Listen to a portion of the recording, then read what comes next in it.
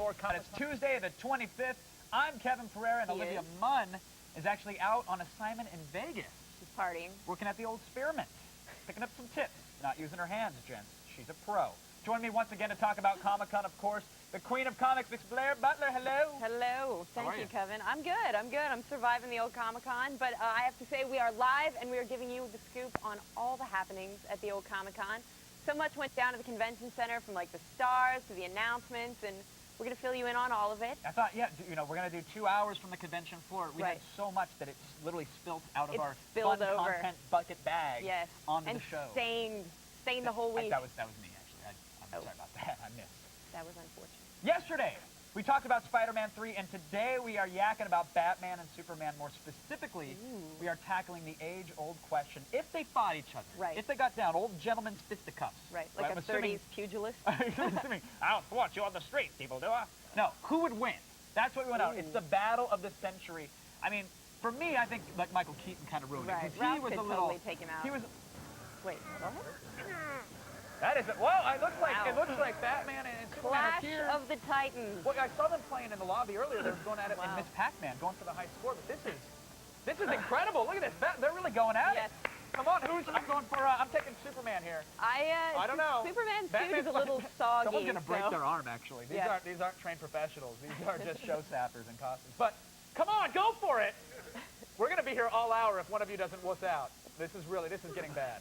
Superman, pull your cape back. Superman has more hair. This is really, I don't know what we're supposed to do here. We just thought they'd arm wrestle, but this is getting a little lame. Maybe if we point out that you can see the boxer lines through the tights on Superman. I don't know if that helps at all, but keep going, buddy. You're good. He's got it. That's Do we just move on at this point? Yeah. All right, let's move it on. I think someone's going to get a hernia back there. We're getting in on the MySpace action. So in honor of Comic-Con, we are taking a closer peek, getting on the old magnifying glass, at the guys who wear capes and masks.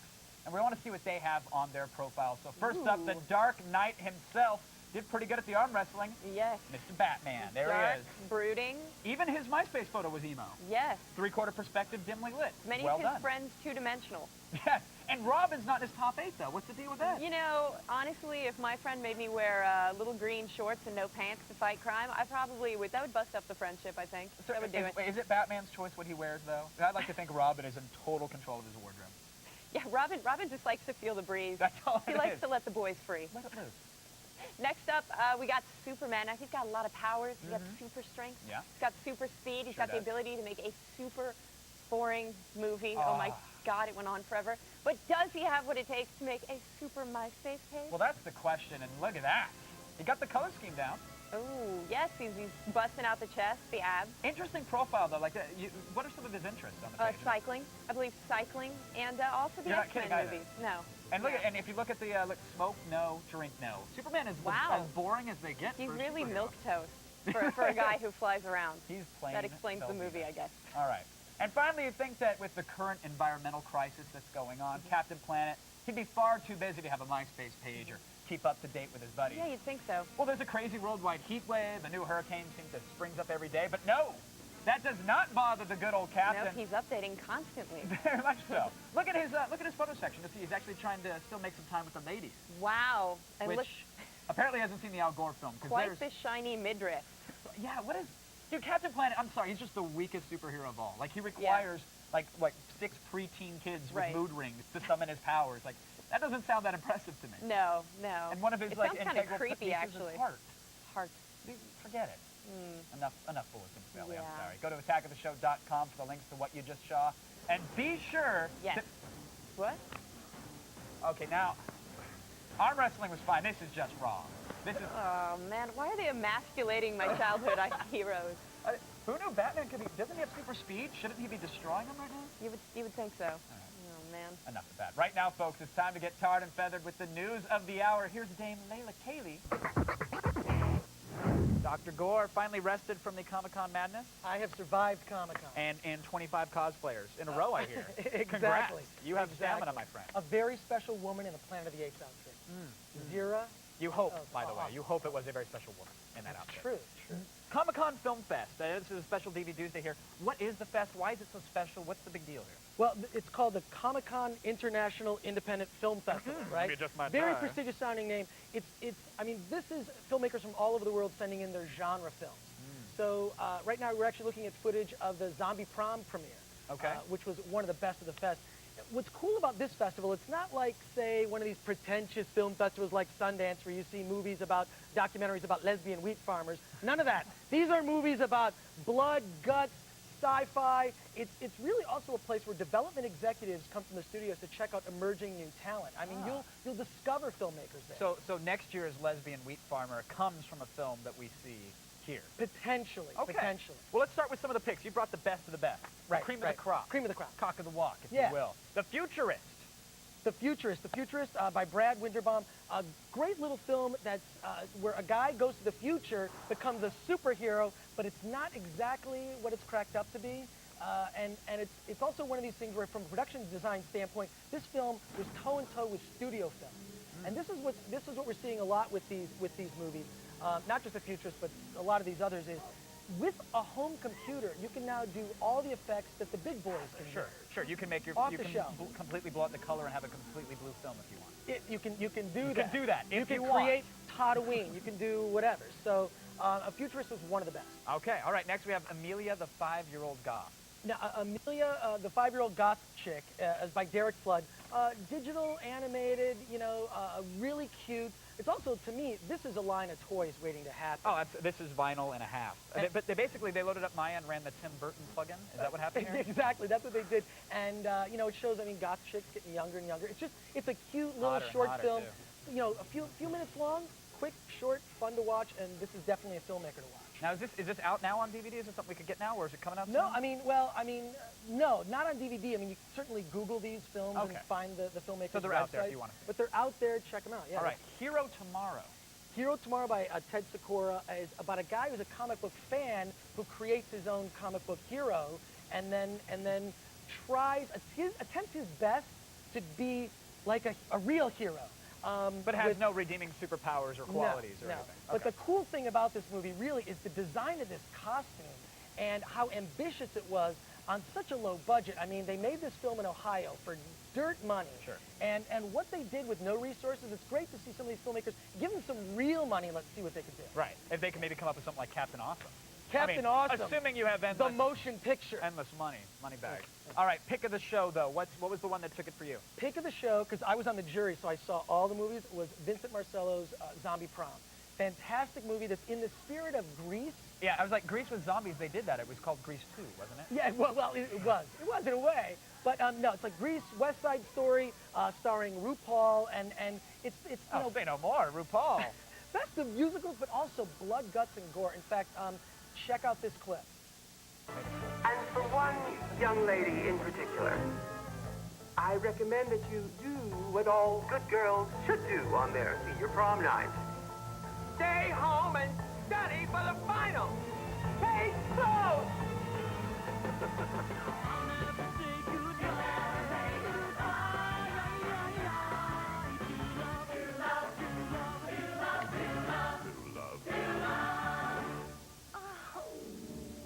I love a film when the people making it know the kind of film that they're making, and they roll around in it. I love it. They have a lot of fun, and this thing should really be expanded out into a feature. I'm sure it will. It's like 40 minutes, make the feature film of Zombie Prom. All right, very quickly, quick pick, because we have about 5 seconds left. Let's go. Fantastic Fortune was one of the films from the festival. The Goofaman collection. Go to goofaman.com. Lots of cool shorts, like you would see at Comic-Con. Awesome. Chris, thank you so much for coming on, man. Always a pleasure to see you. If you want to know more about these Film Fest movies, visit attackoftheshow.com. And, of course, you got to get more of the Chris Gore, and you know your ladies want to. Check out filmthreat.com or chrisgore.com. Welcome back to Attack of the Show's continuing coverage of Comic-Con 06, live, presented by Yaris. And I know what you're thinking. Come on, Zach. Surely Comic-Con can't be all mind-blowing coolness. Surely there must be some crap. To which I say, you cynical bastard. But you also happen to be absolutely correct. Let's take a look at some of the stuff here at Comic-Con that's, well, less than super. Hey, what's up? It's Zach Selwyn here, looking for the most useless, pathetic, crap-tastic crap that I can find on the floor at Comic-Con 2006. Clerks? All right, now we all know conventions are full of items for purchase, swag, and freebies when it comes to collecting stuff. However, Comic-Con is the king when it comes to a bunch of useless crap that you can throw in your studio apartment that has a little minor view of a brick wall, and I'm here to find all of it. Tell me where you got all these awesome buttons. Well, I got them just everywhere. All the stands, they have buttons for free, you know. Yeah. Free? Yeah, it's all free. Thank you. Cool! These alien dolls are some of the most coveted giveaways here at the convention. I'm gonna go have some fun. Hi, are you a free giveaway? Wolverine, you got any free stuff here? Free stuff? No. Any chance I can have that? Hi, so what are you giving away? Kimonos? Can I try on a couple hats here? Ah-ho, werewolves at Comic-Con. You're a wizard, Harry. Yes, I am. Hey, what do you got there, a wand? I do. Yeah, that looks real dangerous. Can be. Yeah, I want you to do something on me. And make me fly, Harry. Whatever, guy. Oh, God! Comic-Con, Comic-Con, so much crap at Comic-Con. I got posters and pens and books I'll never read. Sweet free bag! Comic-Con, Comic-Con, collecting crap until the dawn. A bunch of swag that I do not need. Oh! All your stuff, dude! All right, that wraps it up for me at Comic-Con 2006 on Operation Craptastic. I got so much stuff here that I plan on using the rest of my life. I said a bunch of crap that I do not need. Thank you. Huggies! I'm sure you'll find all that stuff on eBay right now. And with that, I'm going to send things over to Kevin and Blair. Thank you, Captain Amazing. You chucked Yeah. that bag and one just went for like 50 bucks on eBay. I know, I know. Which is more than he makes here in like a year. I know, and you can use that inflatable alien as like a nap pillow, cuddle blanket. It's the new real doll. The mule. No, I was actually shooting something in Vegas. I'm like the modern day J-Lo. But you don't- I don't, you know. I mean, I I'm know like you went to Vegas, which is great. You're not Yeah. D-list. You're at least C- minus or so. Really? Yeah, yeah. Because if you're A, I've got to be lower. Yeah, no, you're there somewhere. Okay, Don't worry, good. you'll get there someday, kiddo. One day. When you break 30,000 on MySpace. But when you're talking about you go to Vegas, you don't party because you sit in the hotel room and yeah. you do the pay-per-view and Yeah, get because room a lot service. of times I'm just like, it's good. Oh, What's that? I was Lindsay Lohan. She got heat exhaustion. Oh, so that's she, right. apparently she She kind of overdosed on the overdosed sun. on heat. Yeah. Apparently she wasn't snorting Gatorade, which she should have to rehydrate. So she's back in the ER. Poor Yeah, thing. she couldn't put out her fire crotch, Nope. apparently. Nope. Gets a just, little hot down there. Burnt up. Yeah. Good luck, Lindsay. Yeah, good luck. Starting Monday, August 14th, we're actually going to be partying like Lowen, actually, Yes. in Sin City because Attack of the Show will be live from Las Vegas. Going back. I'm already saving my singles I for the know. ladies. You're a bad tipper, just so you know. You got to work for it, man. Work for it. Yeah. You know, I noticed that you get a lot of them, just so you only give one each. I That way you ration have them a- out. you I like ration- folding them into little triangles, and I put them out. Sometimes I build a little structure out of them Really? when they're dancing. But what if they do something really spectacular, like hang upside down, or they put their breasts in your face? Oh, I'll throw them in the trunk of my car and take them home with me. Great. All right, now I guess it's time now to speed through the wires of the web. Yes, it's time, folks. We are going. Round the net. Oh, man. All right, aren't you guys glad to have me back? First up, the Girl Gamers blog has come up with a list of the Oh, top no. 10 hottest guys in gaming. Don't talk about this. Yes, I'm talking about it. Tommy Tallarico, a video game music composer and host of the Electric Playground, came in at number 1. Yeah. But I gotta say, guys, I'm actually very lucky Here we to be go. sitting next to a guy who made the list Here we go. right here. Of course, I'm talking about Mr. Kevin Pereira. Yeah. Yeah, you came in 6th, and I'm sure I can understand why you did come in at number 1 with that picture. Those are my jazz hands. Thank you. And I worked very hard on Now, that. Kevin, I gotta ask you, how does it feel to be I didn't. objectified? I was hoping we weren't going to talk about this. Stop. Listen, this list is BS. I don't support it. What? Any list where I'm only marginally more attractive than Adam Sessler Who came in at and I'm number not 9? as hot as Tommy Tallarico was compiled by communists. Well, you know, actually, right now, we are lucky enough to have Faith naked via webcam to help clear up this entire situation. Hey, Faith, are you there? I'm here. Hey, Faith. Faith this- made the list or was yeah, involved no, with the list? What's she, going on She here? created the list. It's her blog. Now, Faith, I got to ask you something. I don't want to hear it. Why didn't Kevin rank higher? Good question, Olivia. Yeah, why? Have you not seen him? Are you blind in your left eye? Do you not see him? You know, Olivia, it wasn't my choice. It was up to my readers to nominate and to vote all the guys into the positions that they got. I mean, I didn't even nominate Kevin to begin with, so... Wow. Ooh. That Hold on a is second. rough. I think I found the other half of your fishing Yeah, knife. exactly. Ah, Exactly. yeah. Okay. Well, what makes you qualified to put together a list? Question. Yeah.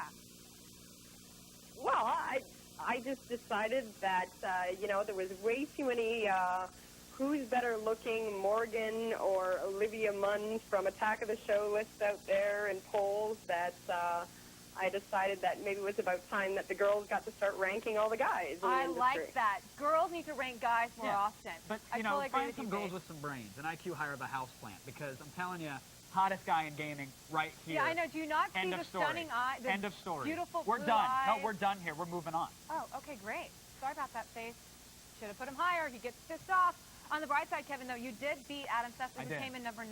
Yeah, that's how I refer to him now. I'm like, what's up, 9? What's going on, You number do? 9? Because How you doing? I was wondering, does it change your relationship? Well, actually, that looks like a 90210 picture. I love that. It was picture a from nice Adam little Sessler. post. No. But is it a little tension? He's jealous now? Adam's always been jealous of me, so nothing's really changed. Because, earlier in the makeup room, I saw this kind of weird tension thing. Yeah, well, I call it because I was like, you're a 9 out of 10.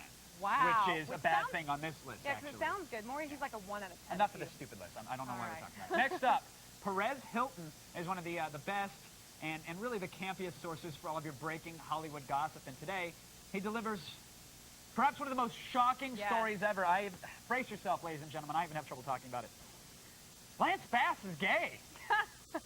He's He is, gay. that's The right. former member of NSYNC has finally come out of the closet and claims that he's in a very happy relationship with the winner of season 4 of The Amazing Race. Yeah. My world is officially rocked, I Olivia. know. It was very, This guy was machismo. He looked so manly during the years of choreographed dancing and singing. How could this have happened? Yeah, I actually was thinking about it. I felt really bad for him, because imagine all those years he's actually had to, pretend to have sex with women or Ah. actually have sex with them, and that he's really gay, and it must have been I miserable. know how you feel, Lance. I know. But let me tell you, here's the Wait real a thing. second. Did you want to announce something? No, I'm good. The real question here is, how can he be gay when all along we knew he was bye, bye, bye? Oh, man! Cock-a-doodle-doo! Bitches! Come on, it was an NSYNC song. It was bi, it was bisexual. I'm going to head back to Vegas right All right. now. I'm just kind of I- done. Yeah. If you want to talk about something later, we can. No big deal. Great. And finally, here's a video of something we all want to do at one time or another. Put a Furby into a microwave and fry his ass.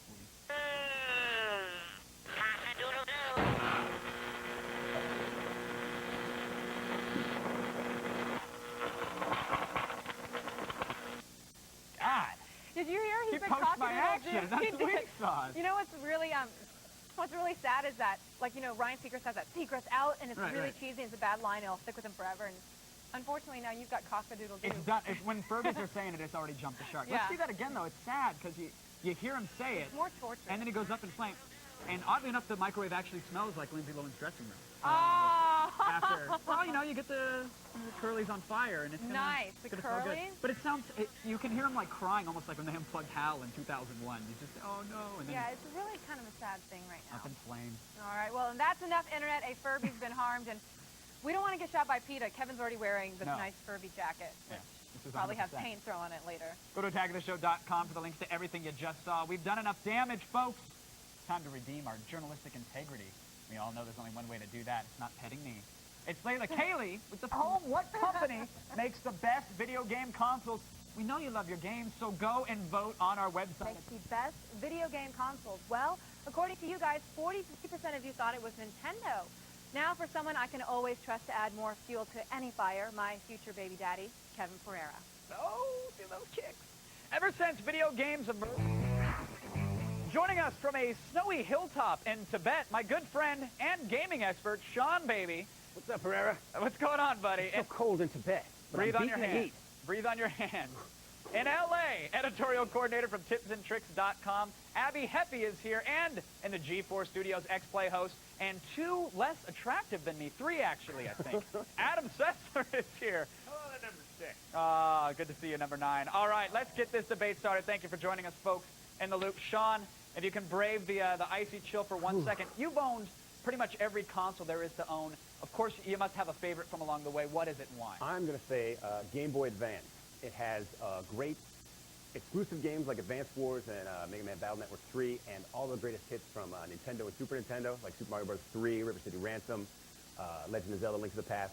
Now, why would you go with the Game Boy Advance and not like a DS or a DS Lite, which can play those games? Yeah, I guess you're right, but the GBA, you can like fit it in one little pocket. It's a great system. That is true. And you like them tiny because it makes you look bigger, right? Exactly. It looks huge. Now, Abby. What's up, shirt from Mike? Abby, are you gonna cop out and go with SNES like everybody else is? No, That's a big Nintendo fan. No, you're thinking. I was thinking maybe the SNES, but I'm going with the Dreamcast. That's all the way. Girl, yeah. And I even thought about the DS Lite because unlike Sean, I like things that are backlit and I can actually see when I'm playing them. Sean? I think she's right. Yeah. I'm right. Hard to see the screen in the Himalayas, apparently. So we got a Dreamcast there. I agree, it's one of my favorites. But Adam, you've played everything there is to play. I mean, what is it for you? Actually, I was thinking about this. There's one of those rare moments when I do that. And I went with the N64. I know it had a lot of terrible games, and a lot of people didn't buy it. But if you think about it, it had Mario 64, it had Ocarina of Time, and it had GoldenEye, which I think are three of the most influential games to be released on the console. I just thought you were going to sit up there for like 5 minutes and go, GoldenEye, GoldenEye, GoldenEye. No, actually, I personally don't like GoldenEye. But I would have to say so many other games have aped what GoldenEye did with its reasons to play it over and over again. The mere fact that it was actually a successful first-person shooter on a console, which before then seemed like an impossibility. So you like the system and not even the best game for it. But nonetheless, if we're saying the best console of all time, look at how many times those three games have attempted to be imitated on many other consoles, usually mostly unsuccessfully, especially on the PlayStation. Now, but Sean said there, you like the console, but for 2 games. For 2 games, dude. There are actually other consoles I personally like better, but as to be the best console in terms of its impact on the gaming industry, I would go with the N64. Well, if we're doing it that way, I think Nintendo is the one to go with, the 8-bit. I mean, that saved the video game industry, period. They really had one big game that were then sort of, imitated over and over. No, 2 big games, excuse me. There was Zelda and there was Mario. And Metroid? Yeah, it was Metroid. They didn't make a Metroid for the N64. No, they didn't. I'm glad they didn't, so it would look really ugly. Now, how do you define the ultimate console here? Because then, Sean, you went handheld, so it's probably not about power for you necessarily. Oh, I like the timelessness of the good games. Like Super Mario Bros. 3 it'll never be a better game. You can't make that game better with better graphics. All you can do is add more to it, and the fact you can take it anywhere, that also helps. So, Abby, is it not about graphics for you as well, or is it about a nostalgia factor? Because the Dreamcast really didn't have that nostalgia. There was no Alex Kidd in Wonderland. No, and but the Dreamcast, aside from having great games, it had a Windows browser. I mean, I can go on the internet for my Dreamcast. I can pick that up for like $30 now. Still can't do that. An hour and a half. You got the VMU. Unfortunately, you didn't have the blast processing from the Sega Genesis, and thanks to 5 people that probably got that. But and I think it has all the features. I think all the features that I think current consoles want. It all came together in the Dreamcast. That's true. Wow. Yeah, that's right. I mean, I understand there's a lot of emotion wrapped up with the Dreamcast. It kind of drank its hemlock a little bit young, and now we call it a martyr. But really, it was kind of withering on the vine there towards the later part of its second year. And really, it had all these neat things. The VMU, what did I use it for? I used it to distract myself during load time. It was an excuse to buy watch batteries from Walgreens, I think. And now I just rattled it in my hand and played dice. But what about being able to take a console online with a modem and play some Choo Choo Rocket or chat with people online? Wasn't that a cool first for a console, Adam? Phantasy Star Online. Yes, and Choo Choo Rocket was seminal in that it was called Choo Choo Rocket. All right. Sean, looking forward, do you think that the Wii or the PlayStation 3 will usurp any of these consoles that we've said and become the best of the best? I don't think you're ever going to top Final Fight Mario 3. I think great new graphics. I think movies and games are going to come together to form a whole new thing that will never be as good as games used to be. All right, he's happy with 2D. Everybody, thank you for joining us in the Loop this fall. The debate gets even more complicated with the release of the PlayStation 3 and the Wii, but for right now, again, huge thanks to Sean, Abby, and Adam for keeping us in the loop. It was a pleasure. Now, Olivia, honestly, there's really no use in hiding. I mean, they know you're here. Well, I'm just standing here. I think it's kind of obvious. And crowning a Comic-Con king and queen.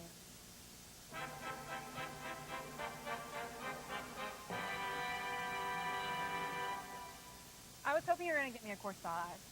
What? No, it's not I never got a king or queen. corsage. I'll get you a court jester. What's that? Can we get a PA and some tights? That would be awesome. Well, By the end of the show, someone can run by for me. Let's act like royalty. All right, let's look at our last contestant for King, shall we? Yes. He's a non-transforming representation of the transforming variable fighters from Robotech, and his suit is made entirely of cardboard and dog bowls. That looks like it took a lot of He is work. He is I'm a winner, impressed folks. with him. He looks like he cannot move. What happens if he gets his teeth? you let it go. It's like the ocean. Oh, That's how it is at Then it's Comic-Con. cardboard. Then it starts to like do that bendy, nasty. Then it smells like you've been sleeping on 3rd Street Promenade. It's Awesome. not a big deal. Not a big deal. All right. We've received hundreds of angry emails about how we are only including the ugly and old in our picks for queens. Right. Because they deserve love too, not only the pretty people. Well, we've heard your cries, so let's check out our last potential queen. Ooh, who is yes, it? she's a elite assassin from the game StarCraft Ghost. Ah. But that doesn't stop us from sheepishly admiring her perfect smile from a distance, of course, lest she actually talks to you. Then you'd be screwed, Look pretty at much. her. Yeah, she's Wow. pretty awesome. She's got a nice body on that one. Huh? I like Did you that. see her? Did you hang out with her? No, I missed all the good. We'll ask her to come out here just for you. All right, you've seen them. Now, you've seen all of our contestants. We'll find out who wins at the end of the show. And if you want to vote on our favorites, just visit attackoftheshow.com and visit our forums. There you'll find a poll. We always do the poll. We love polls. Love them. We're like the poll TV. The poll capital of the world. We are. It's Miami Tuna. It's the MySpace Girl of the Week.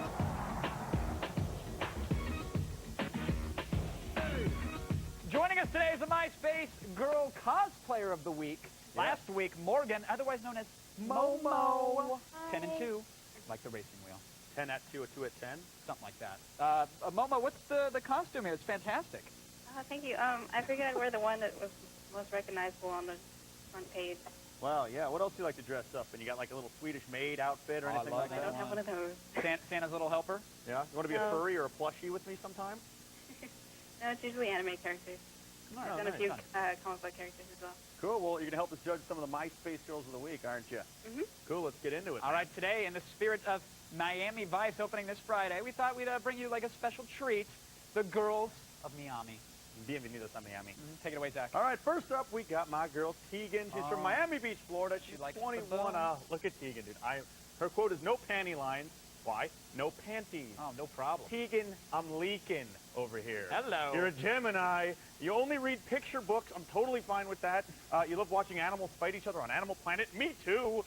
Come on, Tegan. Give me a call. Easy. What do you? I'm Easy. sorry. It's picture book, It's not too pop-up early. book, Zach. Oh. Take it easy. Morgan, what do you think? Well, I really like her classy look. She looks a lot like Marilyn Monroe, which is pretty cool. And I'm glad that she watches cartoons. It's great that she has a sense of humor. Yeah. But for picture books, I think she should pick up a novel every now and then. That's right. They're Get good some for you. words. Yeah, read something intelligent, Get like some the Da Vinci Code. Oh, that was a stealer.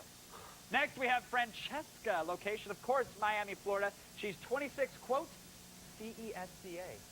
Francesca. She's an Aries, Zach. You know what that means. Yes, I do. She's Italian, Greek, Spanish, Miami Beach Euro clubbing machine hottie, according to her profile. That's nice. That's nice. But she has a lot of dads. Yeah, you know, I like tan reclined ankles for ear warmers on my bed. Much easier. Kind of much thing. Easier. But that's fine. She teaches reading at her mom's elementary school, which is really kind of sweet. Right, yeah, that makes Maybe sense. she could help out, what's her face, with the pop-up books. Tegan, Tegan, right. yeah. What do you think, Morg? Well, I really like her ethnicity diversion, and she really has a good variety of music. Big fan of most of hers. All right, well, She Cool. likes the reggae tone, by the She way, sure does. which is really good. you know, it Yeah. rhymes with Fresca, too, which is my favorite sparkly beverage. Finally, we have Fabian. She has 2 N's in Fabian. She's from Miami Beach, Florida, where they shot Police Academy 5. She's 20, and her quote is, why be difficult when with a little extra effort you can be absolutely impossible? I don't like her. Yeah, that's copy and paste You straight know, from Olivia's profile. It really is. Olivia, you know, close it off. She's an Aquarius, and she curses a lot, which I just have to say, beep, beep, and I'd love to beep and beep. And she says she doesn't pump her own gas because she can't do that in New Jersey where it's illegal to pump your own Yeah, gas. but now she's in Miami. She didn't have to bring that bad habit Yeah, with her. you can take the girl out Jersey, but you can't take Jersey out the girl. That's right. Morgan, verdict, let's hear it. All right. Well, I really think she does need to pump her own gas. She needs to suck it up. I agree. As for Wait, judging she should people, be sucking it or So pumping it? siphoning gas? She's a no, like she needs to suck up her pride and pump her own gas. Okay, there we Right, go. that makes The sense. clarification helps, because if not, I'm flying to Miami. Exactly. And as for judging people by what exits they take off the parkway, it seems a little ridiculous. And Yeah, you should always judge a man by his bank account or the car he drives, Right. never the exit Never the he exit. takes. South Orange, New Please, Jersey. you know. He could be taking a pit stop at his baby mama's house. It happens. Not Go about vote nature. for your favorite at attackoftheshow.com. And listen, these chicks don't come with hurricane insurance, so be careful. Not you. Of Comic-Con.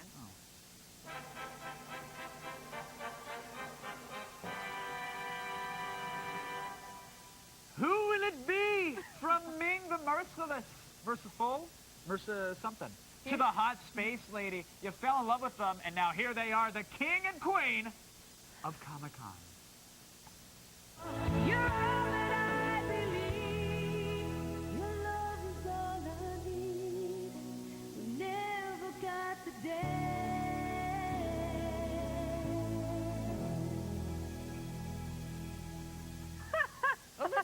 terrible choices. Those are awesome choices. No, I love them. Cardboard dog bowl dude was so much cooler, and Ivy woman. Like, half-assed samurai sword guy was the best, and chubby pirate. He was kind of like a Loved it. Star Wars kid 2.0. And that music? Yeah, we never got the Little chance. tear. No, I actually never got a chance. Let's just keep bringing that up. That's like the running theme of how sad my life is. It really depresses everybody. You Maybe probably at the end of the shouldn't show you'll dance with me. talk about it. Oh, yeah. I'll give you one last dance. Nice. Stick around, folks, you filthy little animals. We have the brand new Teenage Mutant Ninja Turtles trailer still ahead.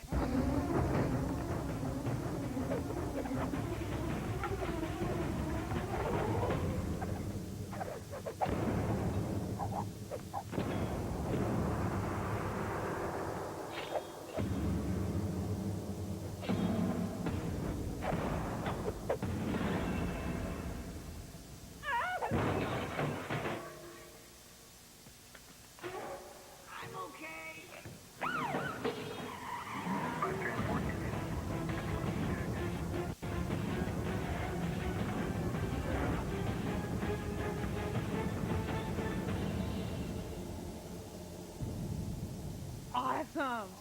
You think Corey Feldman's going to be doing the voice of Donatello or whatever he used to do? I hope so. Oh, that would be so great. It looked like Batman Begins, that kind of gritty thing. Very dark. I asked my mom for a Donatello when I was younger, by the way, true story. She got Splinter. Ah. How do you screw it up that bad? All right, now for all the things you saw today and more, go to attackoftheshow.com.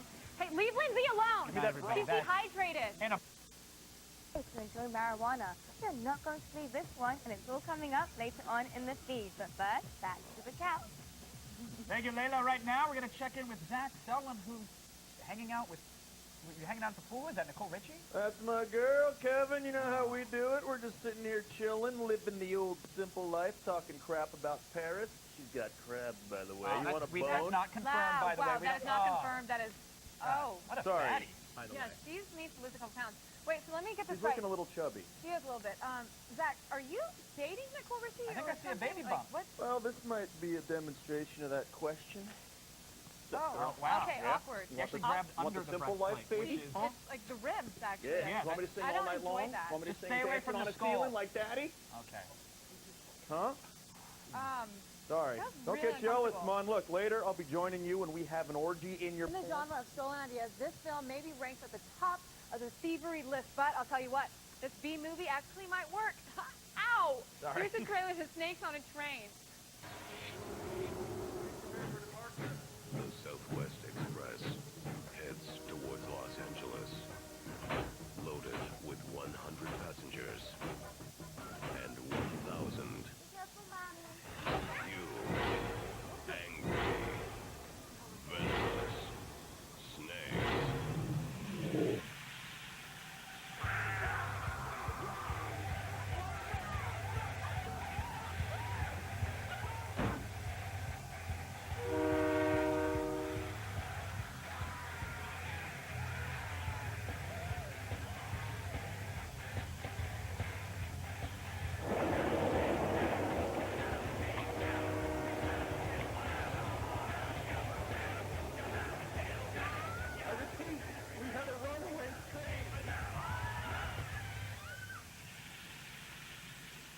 On a train.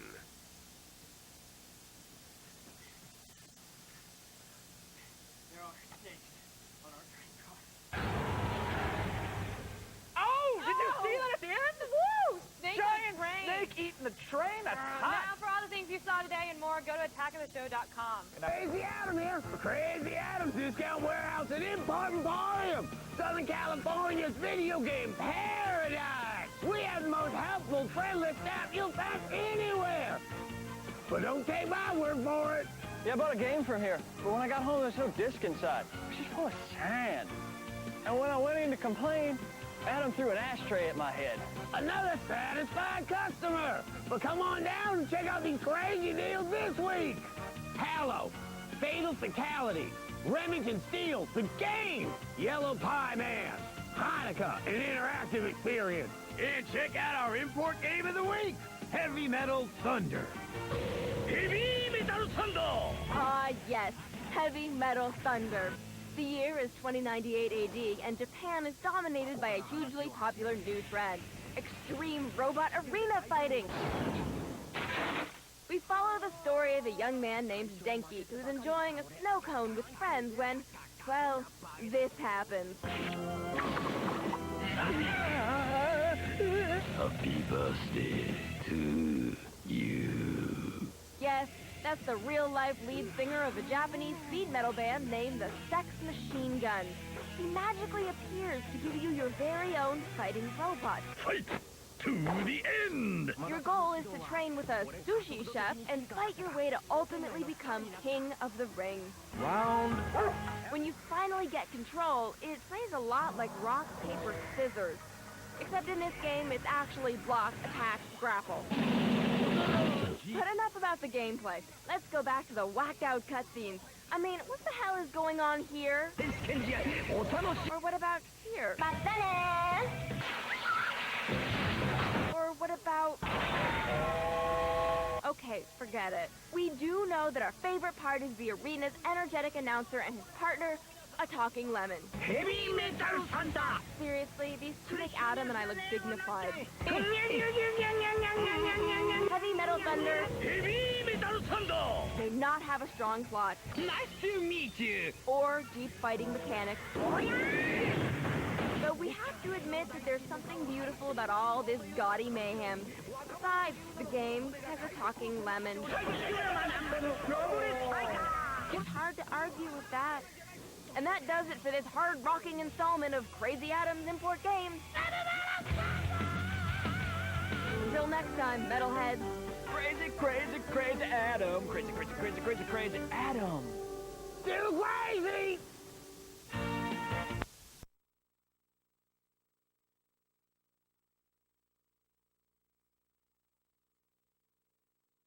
Even on Jim Beam, not Jim Berkowitz. He did nothing. He didn't drive the car into the tree. I know. Well, I didn't know he hated Jewish people so much. Well, the guy also made payback. That counts for something. And in fact, he wants to make it up to you folks at home. That's right. So today, Mel, you'll be doing a little community service on our set, which is it's exciting. pretty nice so of him. Thank you. No, it's you doing good there with the floors? I own Malibu. I own it. Right. Great. Right. Thanks. There's a big deal there. Big deal there. Go ahead and keep sleeping. Probably shouldn't talk to him. Yeah, so moving on. What did you do this weekend? Because I was gone and, you know... Lament to be E3 announcement. I did some cosmic bowling, or the rock and roll bowling, plastered on a Saturday night. It was fantastic. Went to a party for a friend. Yeah, I know, celebrate actually. Well, yeah, I texted you from the party. Yeah, what happens is Kevin and I were very close, and so we're not together. I would say very close. Very close. I mean, we're very close. Very close. Very close, yeah. We text each other pictures, and I know you don't know I did this, but it's such a great picture. He's wearing this really gay sweater. Well, oh, come on. Yeah, this is, and you know what? He calls it vintage to make it seem better. I bought it at a vintage clothing store. Like, what? It's vintage. No, listen, the e-bite said, come to my party, wear something shiny and sparkly. So I went a little... Wait, and then apparently some girl asked you for it in the middle of the night and you gave it to her, so you're walking around naked? Yeah, well, I wasn't going to wear it again. I mean, I would have, but someone else wanted it, so there you go. What did you do? Okay, we see the picture. We've seen the picture. Thanks. Thanks, And I love how serious your face is. All right. Wait, but what Can you do that face right now? No, I'm not doing the face. What did you do this weekend, Mun? I went home and saw my family in Oklahoma. I hung out in the front yard swimming pool with my mom. Not the part I'm talking about. And my mom cried when I left this morning. Do you hear the sound of the Greyhound approaching? I'm about to chuck you under the bus. What?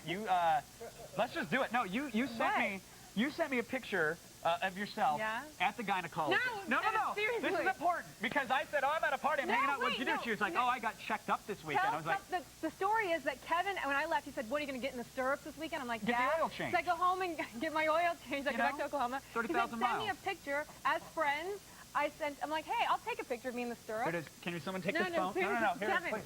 I have the photo on my phone, and let's get it cleared, because I'll make sure it's okay to use. You're not going to clear it. Well, it's not that bad. You know what you said? Well, it's good enough, though. It's you in the position. The position, I hate you, Kevin. Good stuff. We're checking the oil, folks. Good time. Oh, my gosh. All right, now it is time for I'm thinking. Don't encourage him. Just thank you. Next up, GayGamer.net has just released its list of the 20 gayest video game characters of all time. Nobody wearing... Oh. Mel. What, Mel? Could you pick up the... Gays are just about as bad as the Jews. Mel, pick up the broom! Stop talking and pick up the broom, Mel. Kevin, control him. Are you serious? I can't. Well, I'm not doing it. He's got to... Can somebody back in the booth control this? This is ridiculous. Let's just move on to the list. Who was light enough in the digital loafers to make the cut? I know you want to know. So I here we actually go. do I'm like sure the Mel Mel. wants to hear as well. Here's a little sampler. Coming in at number 9 was Ash from Streets of Rage 3. Wow. I remember playing that game as a kid, and Why yeah. are his legs like tilted? He's like trying to hide his feet. He's protecting himself from the boss battle that's about to happen. And then who could forget the king of all cosmos from Katamari Damacy, the old Bulge at number 5. Yeah. Not bad. Topping the list this year, though, Tingle from Zelda. Oh, well, that's obvious. And a pastel rainbow. I think the chef from Burger Time is probably the gayest character ever, though. I think his name Wait, was like, actually, that, what his happens? name was like Peter Pickle or Peter Pepper or something And what like that. happens when they attack? There's a giant things of meat attacking him. Yeah. It's like giant hot dogs, and they hit him, and then he falls on his back and goes, ah! And like there's little sweat marks coming out. I love it. Do it again. It's one of those. No gem sweater, though. You know, I read the list earlier, and I can't believe Mario and Luigi didn't make the cut. Well, Mario and Luigi are all man. They got mustaches. They're plumbers. They saved the princess. That's very bro. Okay, well, That's very dude. I know where you're going with this, but according to the fan art of the Mario Brothers, this is basically what I found. Oh. Yeah. Okay, I can see. Yeah, I can. They got those hats. Mario looks like Mel Gibson in that hats. one, actually. I'm looking at it. Not bad. Yes, he does look just like Mel. I'm sure he loves that. Now, let's wrap things up with... Don't talk to him. Again. Yes, reports say there was a lack of interest in E3 from the high-profile exhibitors, and that the big gaming companies may now host their own events solely featuring their own products. The death of E3 comes at a very crucial time for the gaming industry. But what do you think? That's what we care about here, folks. Does the death of E3 matter to you? The expo has a huge impact on your consoles and games, but do you guys really care? You vote at attackoftheshow.com or text your vote to G4txt. That's 44898 to vote and register for AOTS Live News Alerts. Now, I'm, hold on. Yeah, okay, just got word. Legal approved the Olivia gynecologist No, photo. shut So, up. folks, a little bit of this later in the show. We're going to show it. And we're roasting marshmallows on the smoldering remains of the Electronic Entertainment Expo. This news happened today, and we are filling you in like nobody else. So before the break, we asked you, does the death of E3 matter to you? Well, we did some number crunching, and it turns out that it does matter to 79% of you. Let's go on over to Kevin to find out what this means for the gaming industry.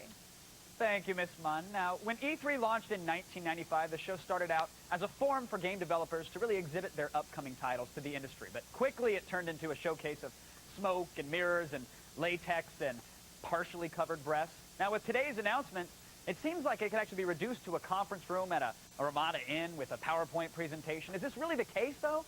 Does that ruin your favorite video games? We're giving you the breaking news on the death of E3 today, folks, in The Loop.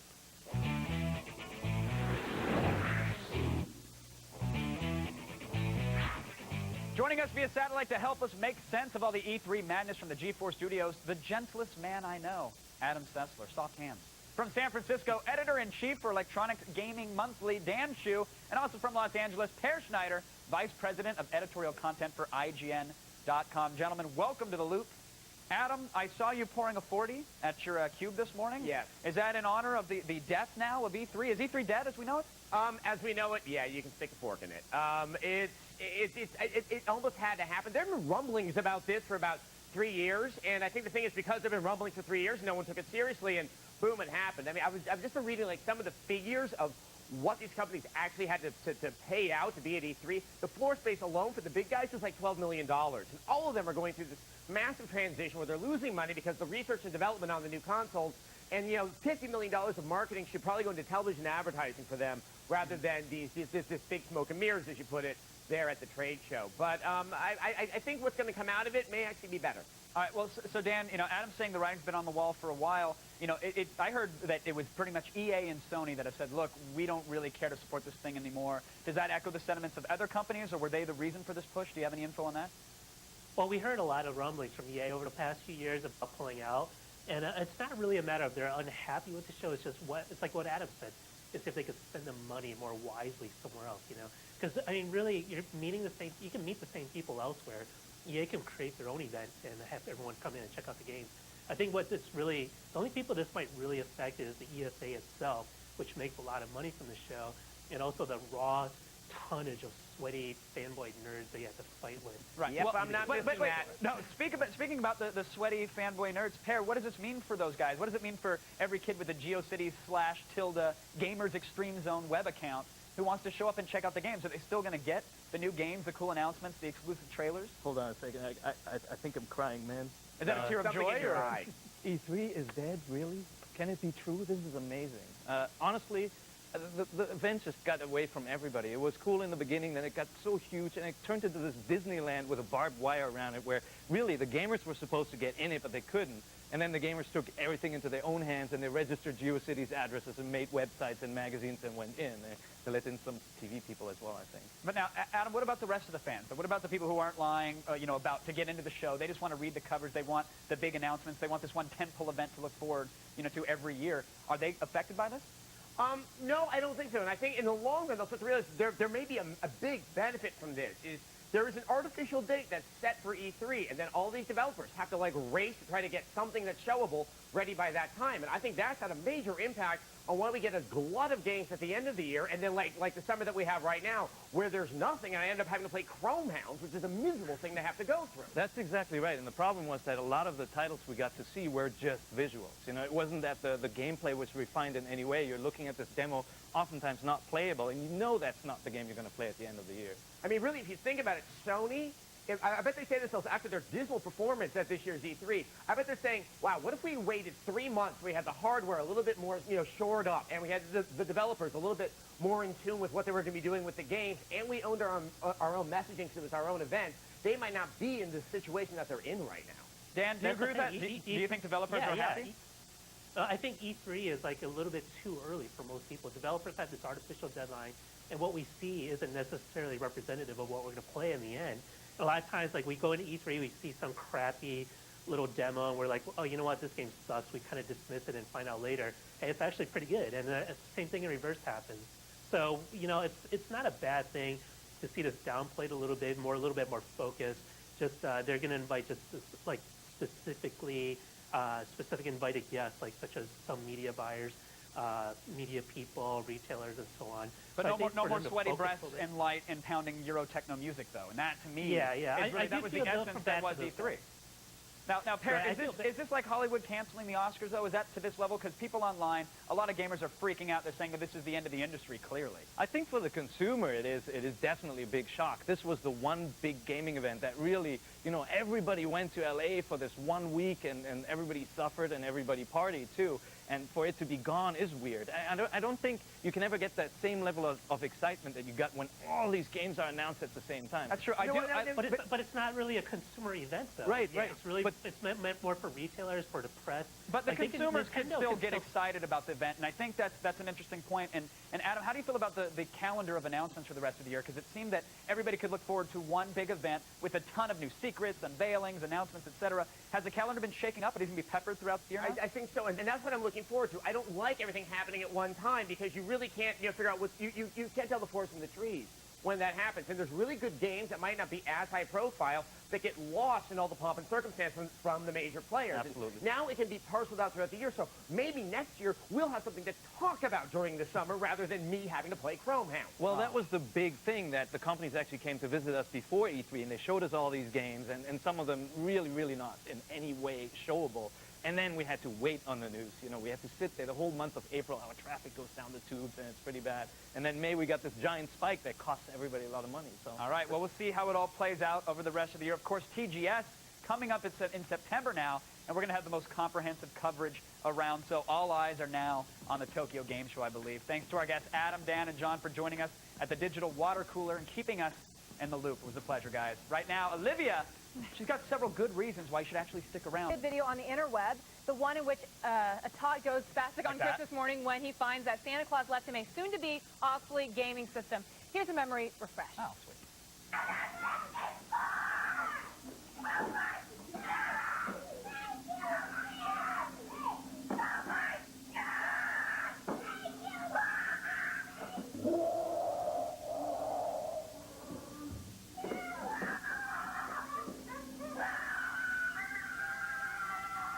Okay, well, the actual game system in question is now on sale. You can now own a piece of web history. Next, the kid's dad is going to sell all that athletic equipment he bought back when there was still hope for the boy. Ouch.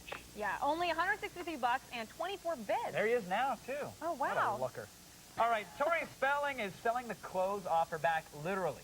It turns out that she's getting screwed out of her daddy, Aaron Spelling's will. So she did, and now I think we might as well share it with everybody. So Everybody enjoy I can't this. believe A you're little, doing this. No, This is you showed my ridiculous. gem sweater picture, so That's nothing. it's now time to share it with Okay, all let me of see you. this. What is Please enjoy it. Oh. Ah. Okay, well, no, that's... Where's the other... No, let's that's go- the only one you get. No, do the other one from the doctor's angle. No, that's my angle. They're That's not- all you get. Oh, wait, they're not showing that one. Only my angle. That's weak. That's weak. Well, they showed one. At least I was tan. The Now, pizza for with all the syrup. pictures you saw today and more, go to attackoftheshow.com. I'm putting the other picture on my MySpace tonight. MySpace.com/Kevin Pereira. The sweater, myspace.com/ohmun. I'm going to get you. I'll kill you.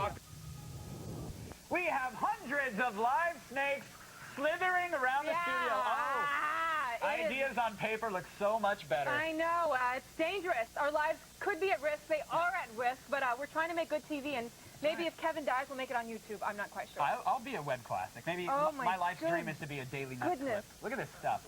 You guys, that one's, the yellow one's coming right at Kevin. Yeah, let's give him a little pet there. Ooh. You know, Okay. okay, guys, don't try to act Yeah. brave, because right before this happened, he was freaking out and crying. No, listen, here's the deal. I'm all man, but I figured it'd be better for TV if I pretend that I'm actually intimidated by the Okay. giant snake. So you didn't really actually pee in your pants just now? No, that's the actual urine. It's just good for, it's a potent smell in the studio today. I'm kind of nasty. Today, we're watching out for venom bites, and we're trying to avoid being strangled as we proudly continue our Snakes on a Plane week right here on Attack of the Show.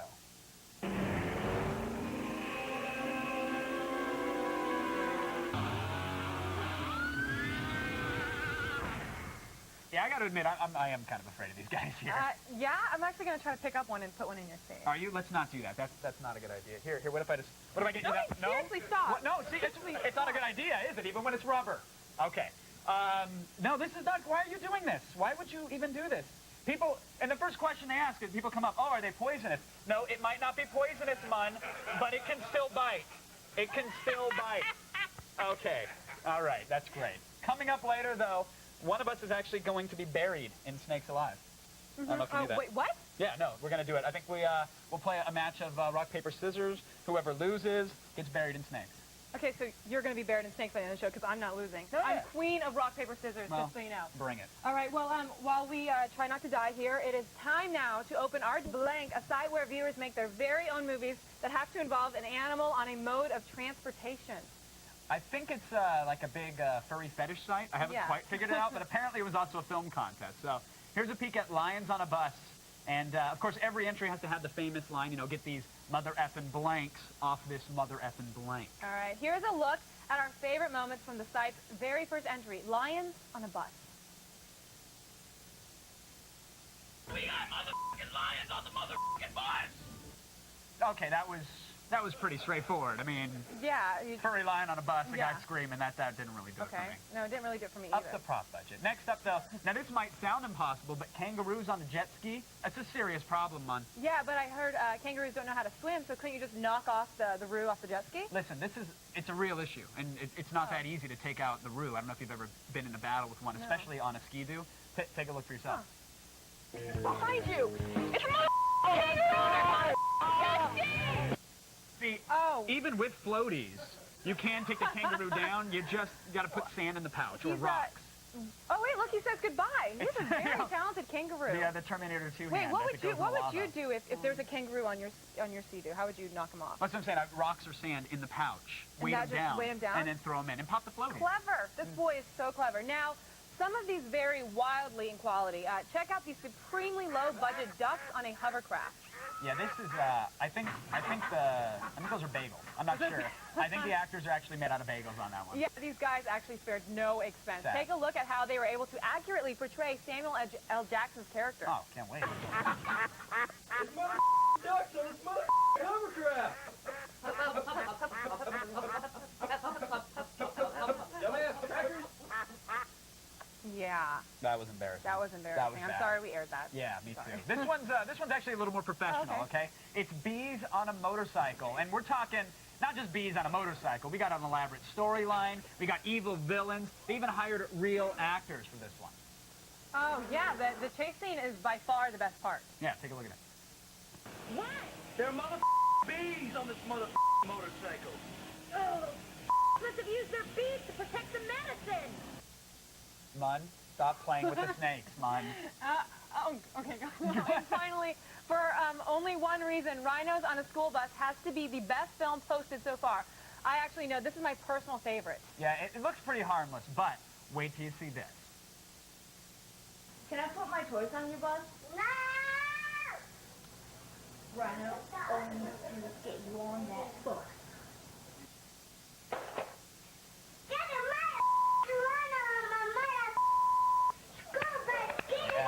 Now That is great. that little girl gave Sam Jackson a run for his money. God bless her. She's like a little Olivia. I was a Kirsten fiend when I was little. Were you really? Yeah, I just would go on and on and on and on. But wasn't your mother like strict? Didn't she wash your mouth out with soap or No, my mom beat you didn't with a do that. cane? Or... You know, she really, I think, sometimes she would curse a lot, so I think I learned it from her. Oh. Yeah. Okay. She's, yeah, that's what I do. We gotta get your mom on the show. Is what we need I to know, do. we need to get both a snake our around moms. her and let her cuss them out.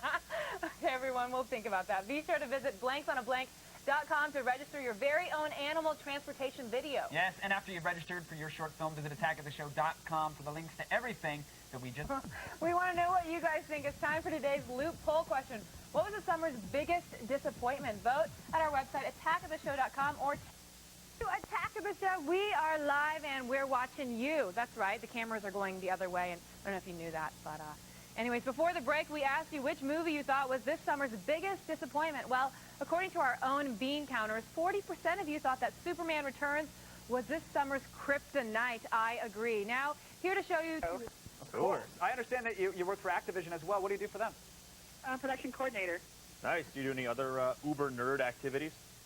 Oh, actually, I used to be in a nerd gang. You know, we run around popping verts and flipping normals, and then I reformed, and I'm in games now. A good gang of nerds. That's awesome. Like Hell the yeah. Pocket Protector pack, they're coming after you. I'll reprogram your TI-85. Will not understand Fibonacci's ratio. Let's meet some hotties, huh? All right, folks, enough stalling. Let's get to the business. The MySpace business, of course, like a coral snake on my tray table. Now, should I try and get it upright and locked, or would that only agitate it? Would that actually destroy the snake? Drink another Jack and Coke and go back to sleep. Really?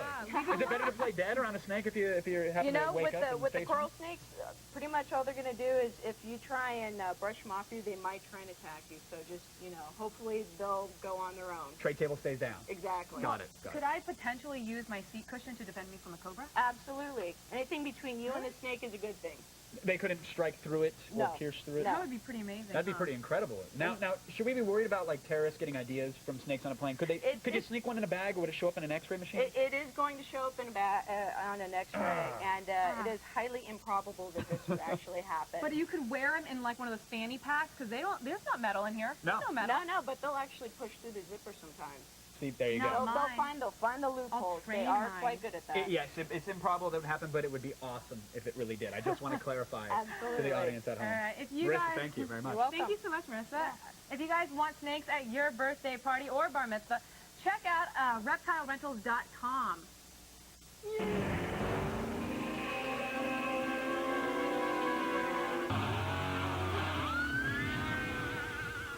Still coming up, the loser of rock, paper, scissors between Olivia and I. And I love PlayStation 3. If you haven't been watching Attack of the Show, what's wrong with you? I'm cheap and fun. Look at what you're missing. To catch up, go to attackoftheshow.com. See you soon. Oh, so you're trying to play through me like on the qualifier? All right, let's go. You ready? So we shoot on 3. Wait, it's like 1, 2, 3, and we best You of 3. shoot on 3. Shoot on 3 and best of 3. Well, ready? we'll figure that out. Ready? Rock, paper, scissors. Come on. Ah! All right, that's the 3. Ready? That's the 3. Good! Ah! Okay. Wait. Okay. Wait. I won. No, I won. It's 1-1. No, I just won. No, 1-1. You wanted to go again? All right, one more. Go. Yes! Yes! Oh! I cut you like a snake with the venomous fangs that go into your neck in about 5 seconds with the scissors. I'm getting out of here. No, you go and you get snakes dumped on you. Lay down on the couch, and that's what you get. World champ, rock, paper, scissors. Right here, buddy. You know what? Oh, Screw it. This is good. Screw it. Here, I'm going to start. I I'm going get to get paid the first one in there. $7.50 an hour to do this show. It is... Okay, seriously, don't do that. You're about to get them dumped on you. Just lay down. No, wait, you got okay, it. Seriously? Yes. Come on. Come on, Munch. Can we get a 5, 4, 3? I just stuck the snake. No. Don't wiggle. They're going to bite. Oh, my God. Oh. Wow. Wow. Oh. No, you're good. You're good. Wow. How's that feel, Mun? Is it, you're good? How's it feeling? Describe the feeling. Come on, this must bring you back to the sorority days. No? This isn't doing anything for you, is it? Kevin, I hate you. Are you afraid to talk right now? It's okay. I don't like you. It's okay. It's all right, sweetheart. No, what? Oh, they're just your friends, remember? They're just little snakes. No, I'm good. Just snakes. Folks, for all the things you saw today and more, go to attackoftheshow.com, and don't forget Snakes on a Plane. It's going to land in theaters August 18th. Munn, I'm proud of you. That took some guts. Kevin, Come on. Olivia Munn. Olivia Munn, very well done. There you go. Snake in my ass, literally right now. There's a snake in my ass. In my ass. No, not Did you really. see the picture? I'd be sad too. I'm in a Yeah, but Kevin said the name was Bert last I checked, so. Oh. There's some things you don't know. Multiple SKUs. There's a name change, a venue change, and now it's invite only. Yeah. Which of those announcements get you most excited, Adam? Invite only. I know there's a lot of people out there that probably think, oh, he's such an elitist, and maybe I am, but E3 is fun for like the first hour or two because it is the spectacle, it is the awe, and then you try to get something done, and that can't happen. You can't hold a conversation because it's so loud. It's very hard to spend quality time with the game and really learn about it, feel that you can come back and then report things that are substantive and of value. It's really rough out there on the floor. These will be small events, and hopefully we'll get a more intimate one-on-one with the developers and really understand these games so we can really advise people to what to really be excited about instead of saying, oh, this looks good, and then by December we realize it's just kind of a middling game. Well, now that there's no E3, are the gamers losing out? Yes, and wow, people get really angry, but the people who seem to be the most upset about this, especially if you go to the Gaming Age forums, they feel like there was an entitlement for them to be there. That's not true. It's an industry event, and work couldn't get done. There's so many people there that were just there as looky-loos, and I'm going to get flamed for this. Bring it on. But I You love the animated Sessler avatars. You love those. Of course. Exactly.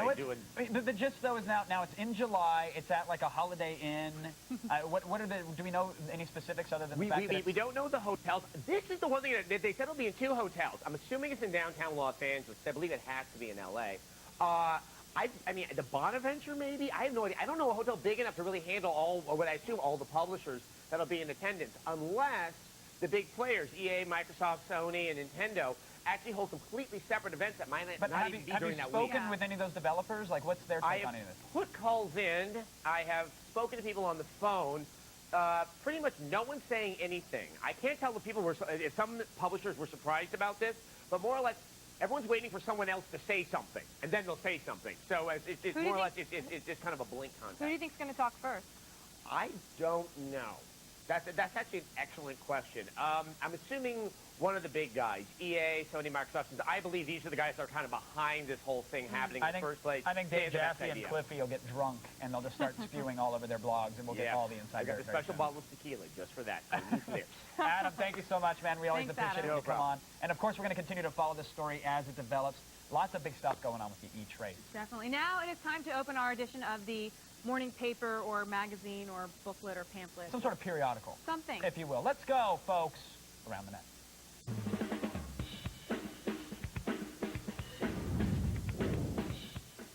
Hey, you ever wish you could screw the oil companies just like they screw you every week at the gas pump? Yeah, $56 just yesterday for mine. Really? For yeah. a Vespa? For Wow. Well, forget it, Charlie. Well, why not try screwing the guys who's using more than his fair share of gas instead? Yeah, of course I'm talking about the guys who own Hummers. Yeah, and here's a site with guys doing just that. It's ihumpedyourhummer.com. Yeah, anytime these guys see a Hummer in the street, they can't help but make sweet, sweet love to it. Oh, man, that reminds me of... Okay, wait. Look how fast he's going. He's like a rabbit. It's a jackrabbit. That's a technique. That's not a technique. That is. Okay, no girl likes that, FYI. But the Hummers didn't seem to mind. I mean, listen. This is, oh, my gosh. He's pounding See, it. I've been doing this thing for years with the Mini Cooper because I found that the muffler on the Mini is kind of like warm apple pie. I mean, it's right in there, nice and tight, not a lot of low exhaust, not a lot of kickback in there. All right. Is it just the Mini Cooper? No, not at all. I kind of got a bit of an Asian fetish, as you know, so on the Toyotas, Nissans. I even tagged a triple diamond once or twice, the old Mitsubishi, you know what I'm saying? Not proud of it, but, you know, late night, you get what you can.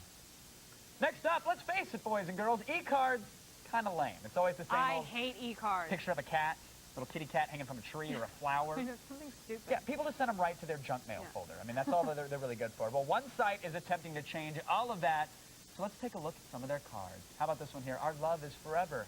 unless you get fat. That's always. I swear that's something that you would send. It's pretty much. Did you come up with that? No, this one's a good one. I hope that your New Year's resolution is to stop screwing my wife. Wow, that's for the, those are the swingers. Yeah. America swings a It's lot. just a little statement. You send it out there, and it gets right to the point. Oh, wait, who could forget about this one? Sorry, your new baby is a retard. Yeah. Love that one. It's always, my parents had that on their mantle for 4 years. Wow, so after that's I was what happens born. when your mother sleeps with her brother. It's so. Also a middle state thing. You know? Oh, this one, the classy thinking about you while I masturbate. I've said that a couple times. You know what? I gotta say, that's I actually... CC'd you on one, actually. That's a compliment, actually. It's nice to think that a guy's thinking of you when he's doing that. Yeah, especially just facing a bucket, throwing a toaster. Whatever it takes to get the job done is what I'm saying, kids. What's wrong with you today, Kevin? It's flattering. Good idea. We should Let's just move it on. probably Let's move it on, man. Yeah, Move it this on. is awkward. Yeah. Finally today, a rollerblader falling down for your own personal amusement. Let's all laugh at his misfortune, shall we? Oh my! Oh my! Kevin freaks out and I just laugh. No, show it again. That was awesome. That's awesome. That is, he just gets up. They don't have that in Tony Hawk. That's not a. I love it. That's not a face plant I saw in theaters and I loved. I was waiting for the DVD, V for Vendetta. V for Vendetta probably is my favorite film to come out this year. Amazing stuff. The Wachowski brothers did the screenplay. And also what I think is cool about this is it's the first superhero film where the superhero is really a terrorist. Right. He's a bad guy. And there's a lot of subtext to this, political subtext that's relevant today. It's a very smart film. And this is a 2-disc special, though. So, I mean, a whole DVD filled with special features. Is it awesome? Well, we'll get to that. We'll get to that. But the one thing that's interesting about this is, of course, you know, this film had all these deeper meanings. But what was everyone talking about? Yeah. Check this out.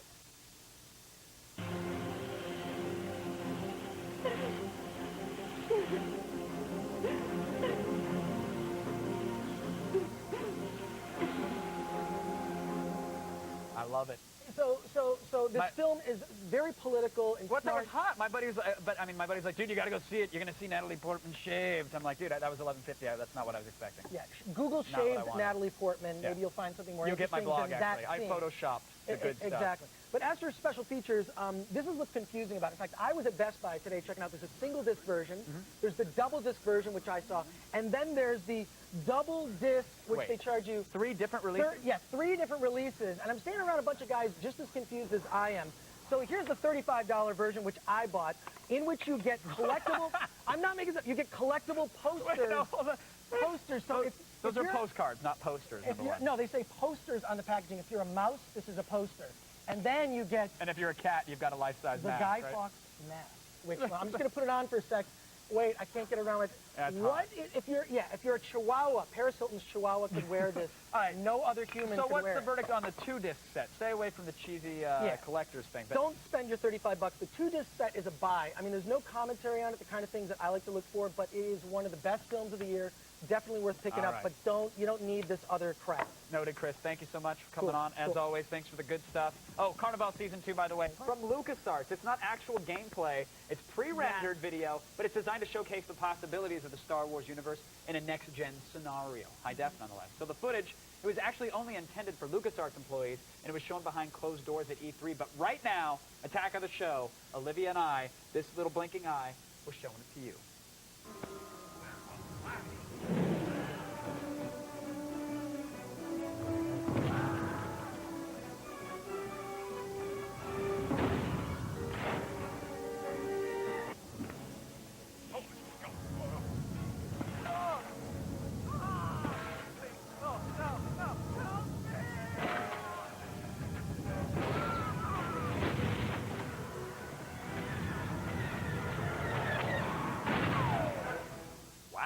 Awesome. Now for all the things you saw today and more, go to attackoftheshow.com. Good night. Trying to force choke it. Very, very close. Even unemployed Skeletor would be great. That would be Actually, great. one guy was really, really pissed off that he wasn't in the video. The German kid, have you seen him? He's Yes. really upset. He didn't get a call. Yeah, I think we have a video. Schnell ist das! Jetzt geht's los! Jetzt geht's los! Jetzt geht's los! Jetzt geht's los! Jetzt geht's los! Spiele! Du! Spiele!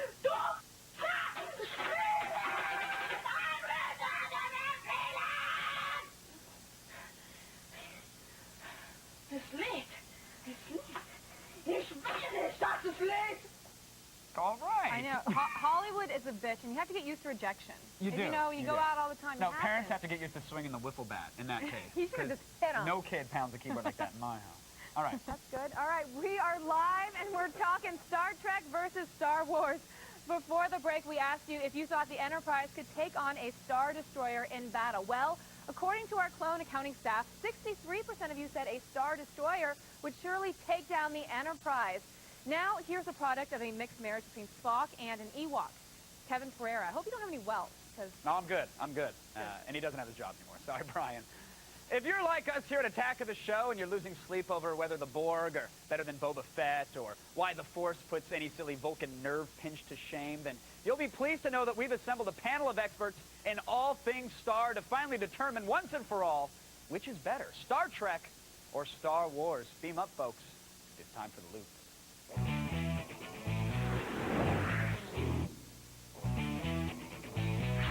Joining us tonight in orbit of Endor, Kevin Rubio, creator of the underground short film Troops and writer of Dark Horse Comics' The Return of Tag and Bink, and from the G4 holodeck writer, producer of the cult film Free Enterprise, and producer of the upcoming film DOA, Mark A. Altman is here. Gentlemen, welcome to the loop. Interesting location choices. Kevin, I want to start with you. Aside from the toys, because I played with the plastic tricorder thing, that just sucks. Which is better here? What's taking it here, Star Wars or Star Trek? Well, it's obviously Star Wars versus Star Trek. I mean, if you think probably there's no other film in history that has done more to influence a generation, not only as far as inspirational of entertainment, but really influence the industry as a whole. So, you know, hands down. We're ignoring Super Troopers then, correct? I'm sorry? We're ignoring the existence of Super Troopers and perhaps Naked Gun series? Anything that for the last, 30 years now that's come out has been influenced by it. Mark, what say you? Was Star Trek itself Kevin, and that's midichlorians. Let me tell you something. Star Trek is so much more of a pop culture institution. It has endured for 40 years because it has an essential optimism about the future, and it also is an allegory for the times we live in. It's about something. And it's a trek. It's noble. There's an odyssey. It goes back to the time of the Greeks. Star Wars is, you know, ray guns and spaceships, and it doesn't hold a candle to Star Trek. Star Wars is a time-tested story that was taken directly from Joseph Campbell's Hero of a Thousand Faces. So you mean plagiarized? Star Trek goes back to the Greeks. Star Wars goes back to the Greeks. Everybody's borrowing from everybody. Yes, and George Lucas borrowed from Gene Roddenberry when he created Star Wars with cloaking devices and with blasters being thinly veiled. Well, you know, one thing is that Star Trek would not be where it is today if it wasn't for Star Wars, because it was Michael Eisner in his short-sightedness at Paramount when Star Wars was such a big hit that said, gee, what do we have around there that's like Star Wars? All right, Kevin, let's talk about that. Let's talk about the current state of Star Trek, because if you look at the last few movies and even some of the last few series, it looks like it's not the healthiest franchise of all. Why is that? What is Star Trek missing? They're boldly staying where every show has stayed before.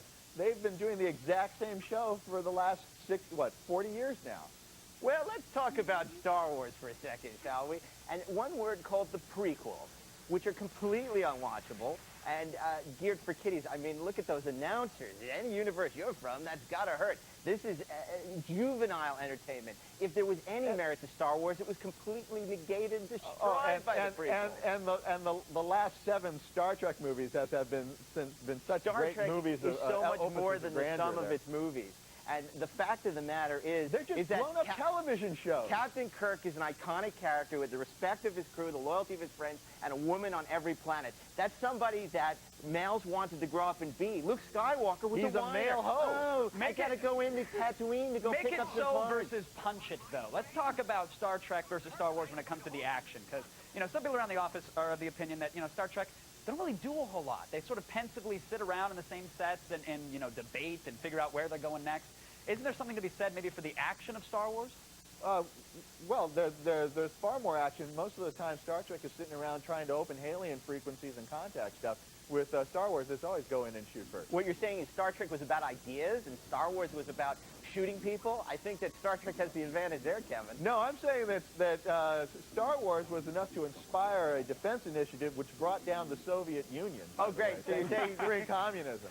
You're saying that Ronald Reagan was influenced by Star Wars. I think you're arguing against yourself right now. Mark, let me ask you about J.J. Abrams really quick. Do you think he's going to save the Star Trek franchise right now? Does he have any idea what he's doing? Oh, God, absolutely. I mean, J.J. Abrams is a creative auteur. I think what he did with the Mission Impossible franchise, he actually made a good film with Tom Cruise, you know, so I give him a lot of credit. I think this is a guy who loves Star Trek, who grew up with the franchise, and I think that he will re-energize it in a really compelling way. I can't wait to see what he does with it. Unlike George Lucas, who has run Star Wars into the ground and made it completely irrelevant. That's true, Kevin. I mean, I saw a little kid with a Jar Jar Binks motorized popsicle the other day, and it made me want to weep a little bit. You know, for every Jar Jar Binks, there's a Wesley Crusher. And J.J. Abrams, with all due respect to what he did for the Mission Impossible franchise, which was great, doesn't know, you know, he can't even figure out what's going on the island, much less where he's going to take Star Trek. All right. I think we're going to end it on that one, folks. Thank you very much. It was pretty much an epic battle, but, you know, I'm going to settle it right here. And I'm sorry, I know they're going to get a lot of hatred, but Star Wars, because I've appeared in a comic book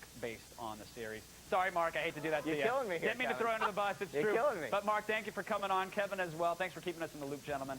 That was a pleasure. Right now, we're going to Olivia, who is God drunk, and he said something that he obviously regrets, and then he had to apologize for. Kevin? Are you saying that he didn't really mean that he I'm just saying the guy was drunk and he regrets it. You've never been drunk. Wait, hold on. Let me just tell you. Mel Gibson. No, seriously. Mel Gibson.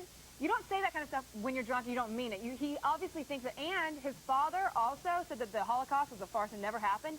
And not saying that he believes that, but he never said that he doesn't disbelieve his father. He never stood up and said, Dad, you're wrong, you're ridiculous, what are you talking about? He let his Can I get the bat? Can we bring back the bat? No. I'm fine. Look, I'm just saying. You hate Jews too? I'm Jewish. The guy was drunk and said some stuff. Now he regrets it. You've never been drunk and said anything you didn't regret.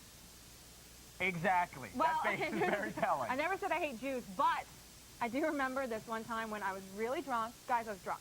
And I was at a bar, and there was a guy that I was dating, and I was kind of mad at him because we broke up, and I told him I was pregnant with a baby. Oh! Yeah. So you regretted the pregnancy or drinking while you were pregnant? Which one? He wasn't pregnant. Oh, you weren't? I lied. Okay, that was I told him, I was just, because he pissed me off, and I was just like, you know what, I hate you, and I'm pregnant with your baby. So bad. She's that kind of woman, gentlemen. Next I'm up. very vindictive. Now, Jew hating will always make someone go down a peg on the hunk list, right? On the hunk zeitgeist, if you will. But what about grave digging? Can you still be a hot stud if you dig holes and then put dead people into them? Well, the menofmortuaries.com provides an answer to that age-old question, and it's a resounding hell yeah! Look at that. Check out the best-looking guys in the funeral home, and be sure to pick up their 2007 calendar, because their Mr. September has this funny thing that he does with the embalming fluid. That's disgusting. Don't want to miss it. It's disgusting. We've done our deep for the day. Yes, we have. So what do you guys think? Do geeks make better lovers? Well, you vote at our website, attackoftheshow.com. As promised, before the break, we asked you if you thought geeks make better lovers. Well, probably a silly question given our target audience. And according to our number counters who totally have a girlfriend who lives in Canada, 61% of you think that, yes, nerds are the best lovers. Well, let's go on over to that hunk of burnin' nerd love, Kevin Pereira. As Louis Skolnick so eloquently put in the opening chapter of the Revenge of the Nerds saga, all jocks think about are sports, and all nerds think about is sex. So does this, in fact, mean that geeks make better lovers? Unfog your glasses, kids. We're heading into the loop.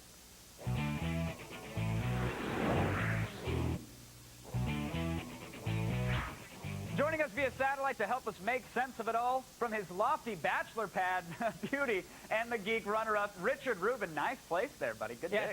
thank you. I got my smoking jacket. I'm expecting a bunch of chicks over later. It's going to get smoldering. Radio and TV host Carrie Kasem is here, daughter of the legendary radio voice Casey Kasem. And stand-up comedian Brett Ernst is joining us as well. Thanks for joining in on the loop, everyone. Richard, got to start with you, because I know that the nerds, a little advanced when it comes to the role-playing skills. They've been doing it for years with Jolt, Cola, and Dice. But is that going to translate into making a better lover?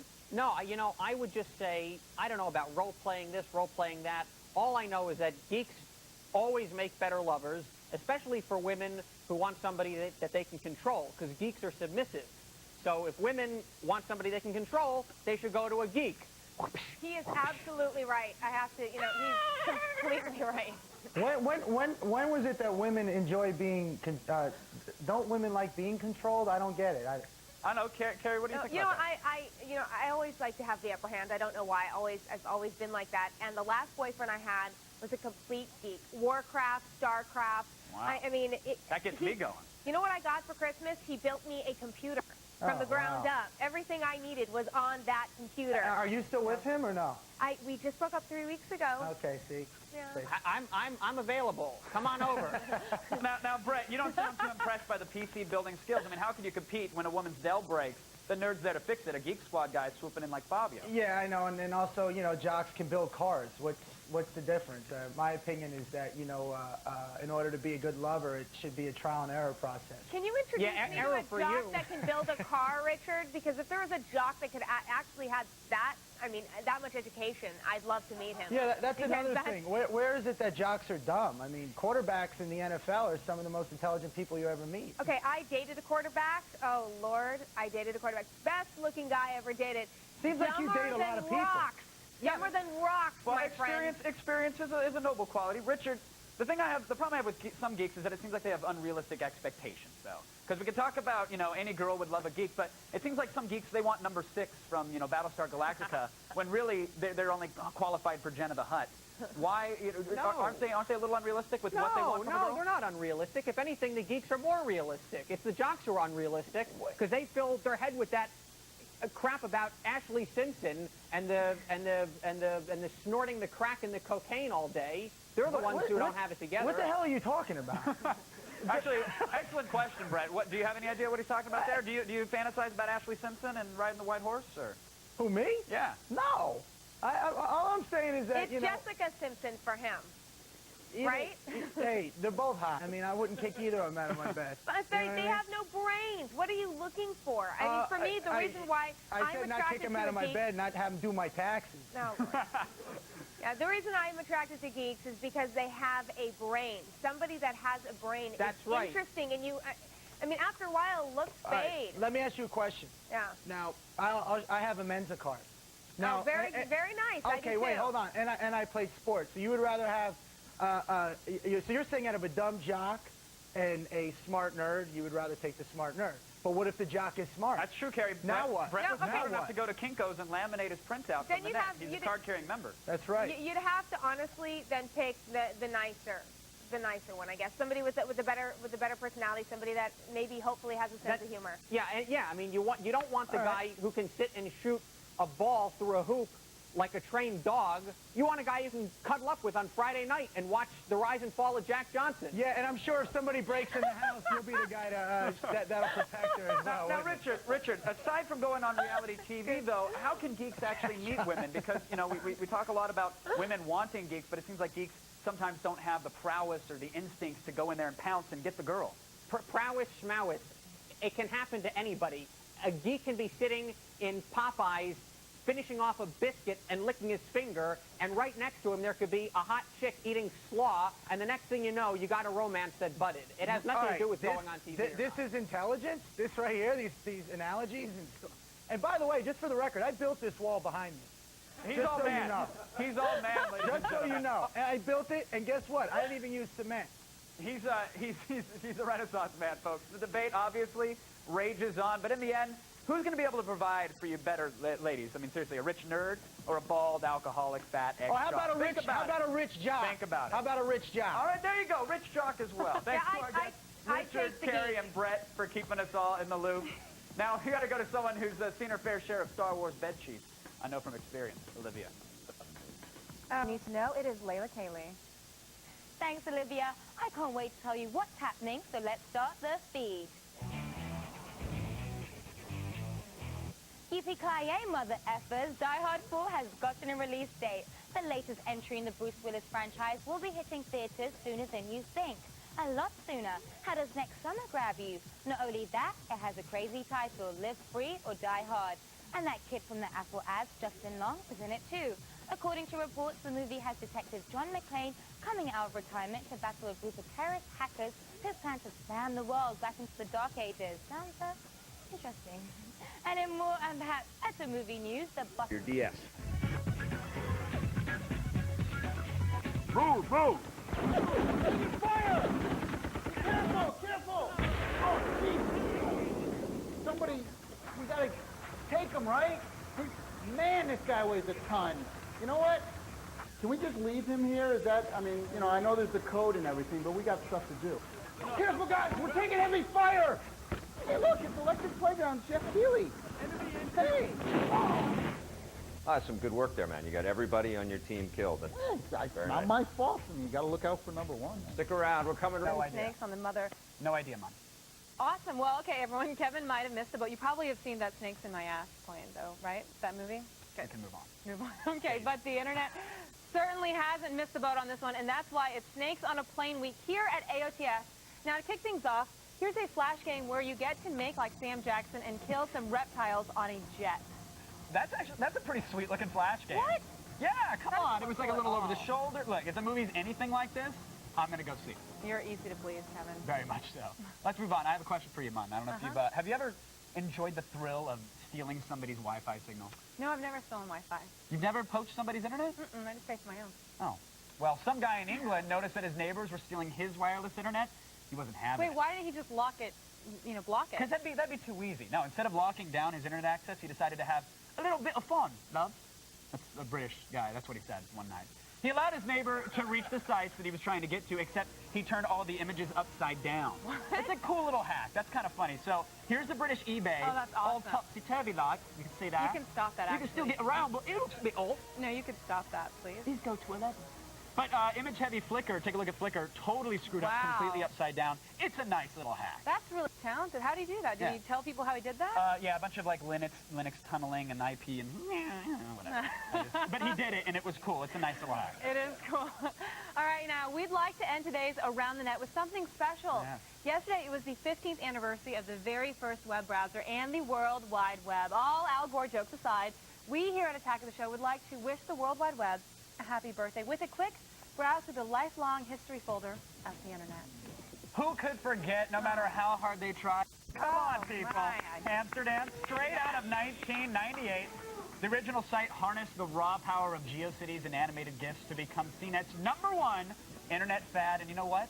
The hamsters are still dancing to this day, Olivia. Okay,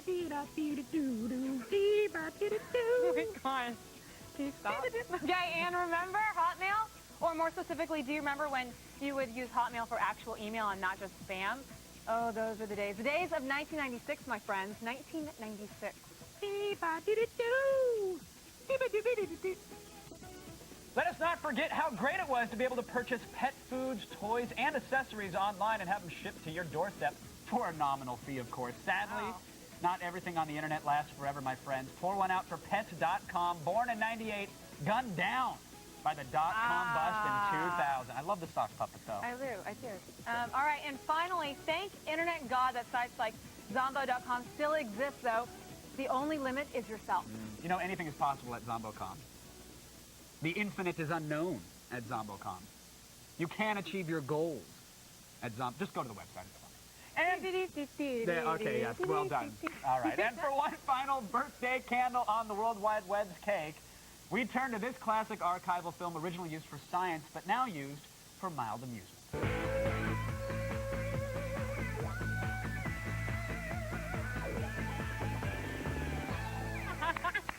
Happy birthday, World Wide Web! Seriously, some guy is selling ad space on his nasty, crooked Those feet. are some crooked feet. Yeah, and we're not sure who'd want that. Maybe it seems natural kind of for Dr. Scholes or something like that, but $20,000, 0 bids so far. $2,000, actually. Oh, $2,000, thank you. But you know some foot fetish freak right now? Wetting himself. He's willing to pay That's $20. okay, not only are they crooked, but they're nasty, too. Like, can you not get a pedicure? They look like, Sanded down? like James Caan from Misery after he gets the clubbing for Turn the Penguin. That's what they do look like. This last option needs a little explanation. We're looking for snake-related items to go with our Snakes on a Plane-themed week, of course.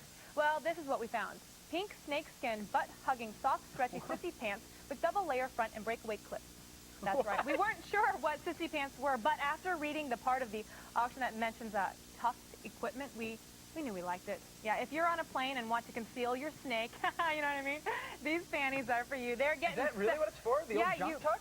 A little junk tuck. But I don't know any guy that has a junk like that. No. I mean, that's like junk in the trunk That's kind of not junk. cool. We mean like, you know, snake junk. What are they getting for this thing? $7.95 for this thing, and there's only one bid. Surprising. Oh, get on Surprising. it, gentlemen. They snap away. For easy Like access. that. All right. Always expect the unexpected. Exclusive new ad campaign for the Nintendo Wii. And there's some slight similarities with Apple, and kind of like the Mac, the Nintendo Wii is now taking the competition and taking them on head-to-head. Hello, I'm Elise, and I love PlayStation 3. I like go-karts. Vroom, vroom.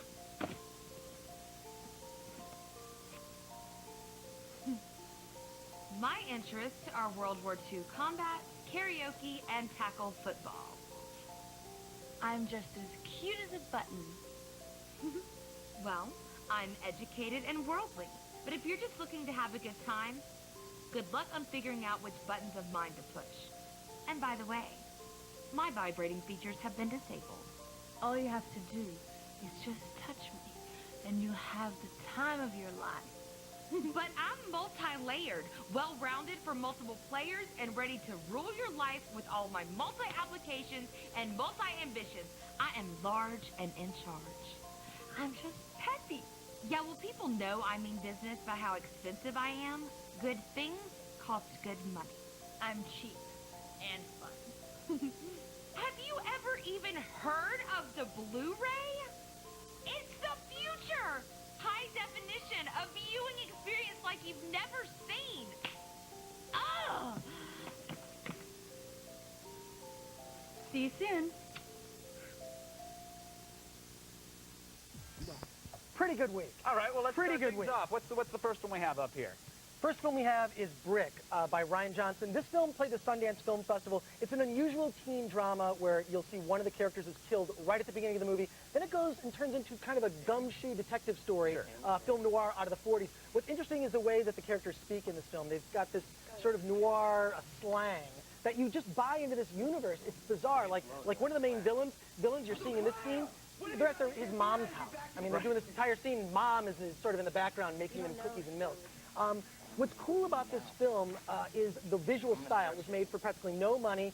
And in fact, there's these amazing fight scenes in the film, incredibly violent. Yeah, and they even go into those in the special features, right? They go into the special features. In fact, check out this clip right here. I want to see the pin. Oh! Nice! Yeah.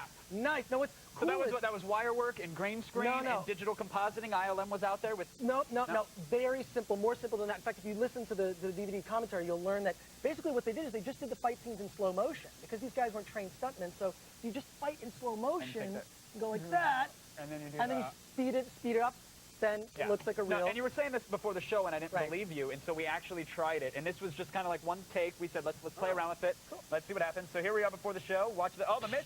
Boom!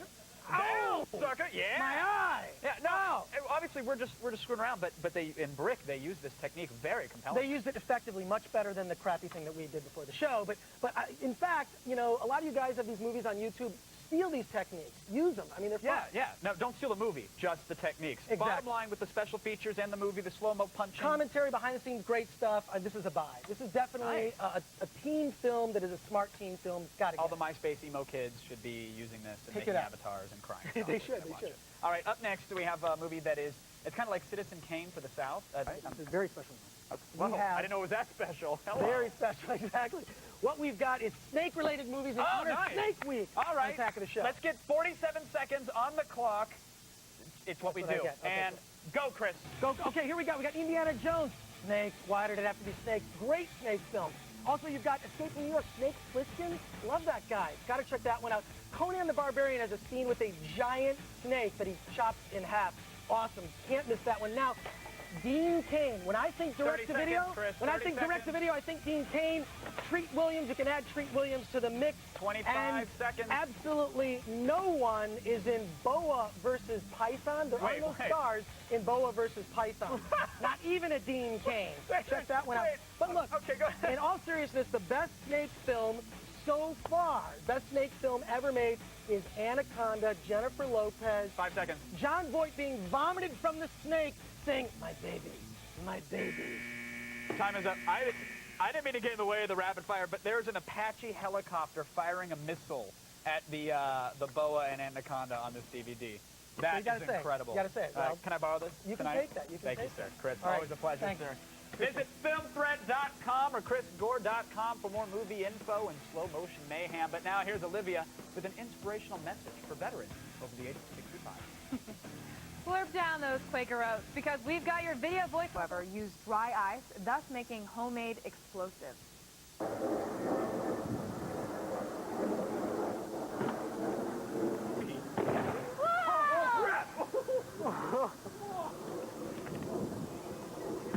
Oh! Let me see it. Let's see your head. Oh.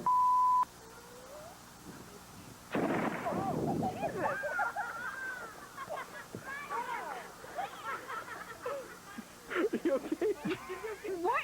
Wait, these are idiots. So I guess I should take the dry ice out of my carry-on bag and put that in check-in. Probably not going to have a lot of luck with that in a Sprite bottle today, huh? No, definitely not. That was pretty awesome, though. I wish we could do that if no one could get hurt. No, we should do it. Who cares if people get hurt? Let's do it in the parking lot. We'll get our wiffle bat people to come out and blow themselves up. Put a bucket over this bottle. It's totally cool. All right, now that we have literally seen everything for a fight, because before the break, we asked you, do you think violent video games cause real-world violence? Well, according to our bloody and submissive vote counters, a resounding 91% of you said no, they don't. Now over to a man who wishes in-game hookups resulted in real-world dates, Mr. Kevin Elder Pereira. Oh, I wish they translated. They just don't, no matter how much you play them. Yesterday, Rockstar Games announced that the new game Bully is coming out in October, and today, violence in video games is a hot topic once again. The link between virtual violence and real crime continues to be an explosive topic. So strap on your flame-retardant helmet because we're heading head first into the loop.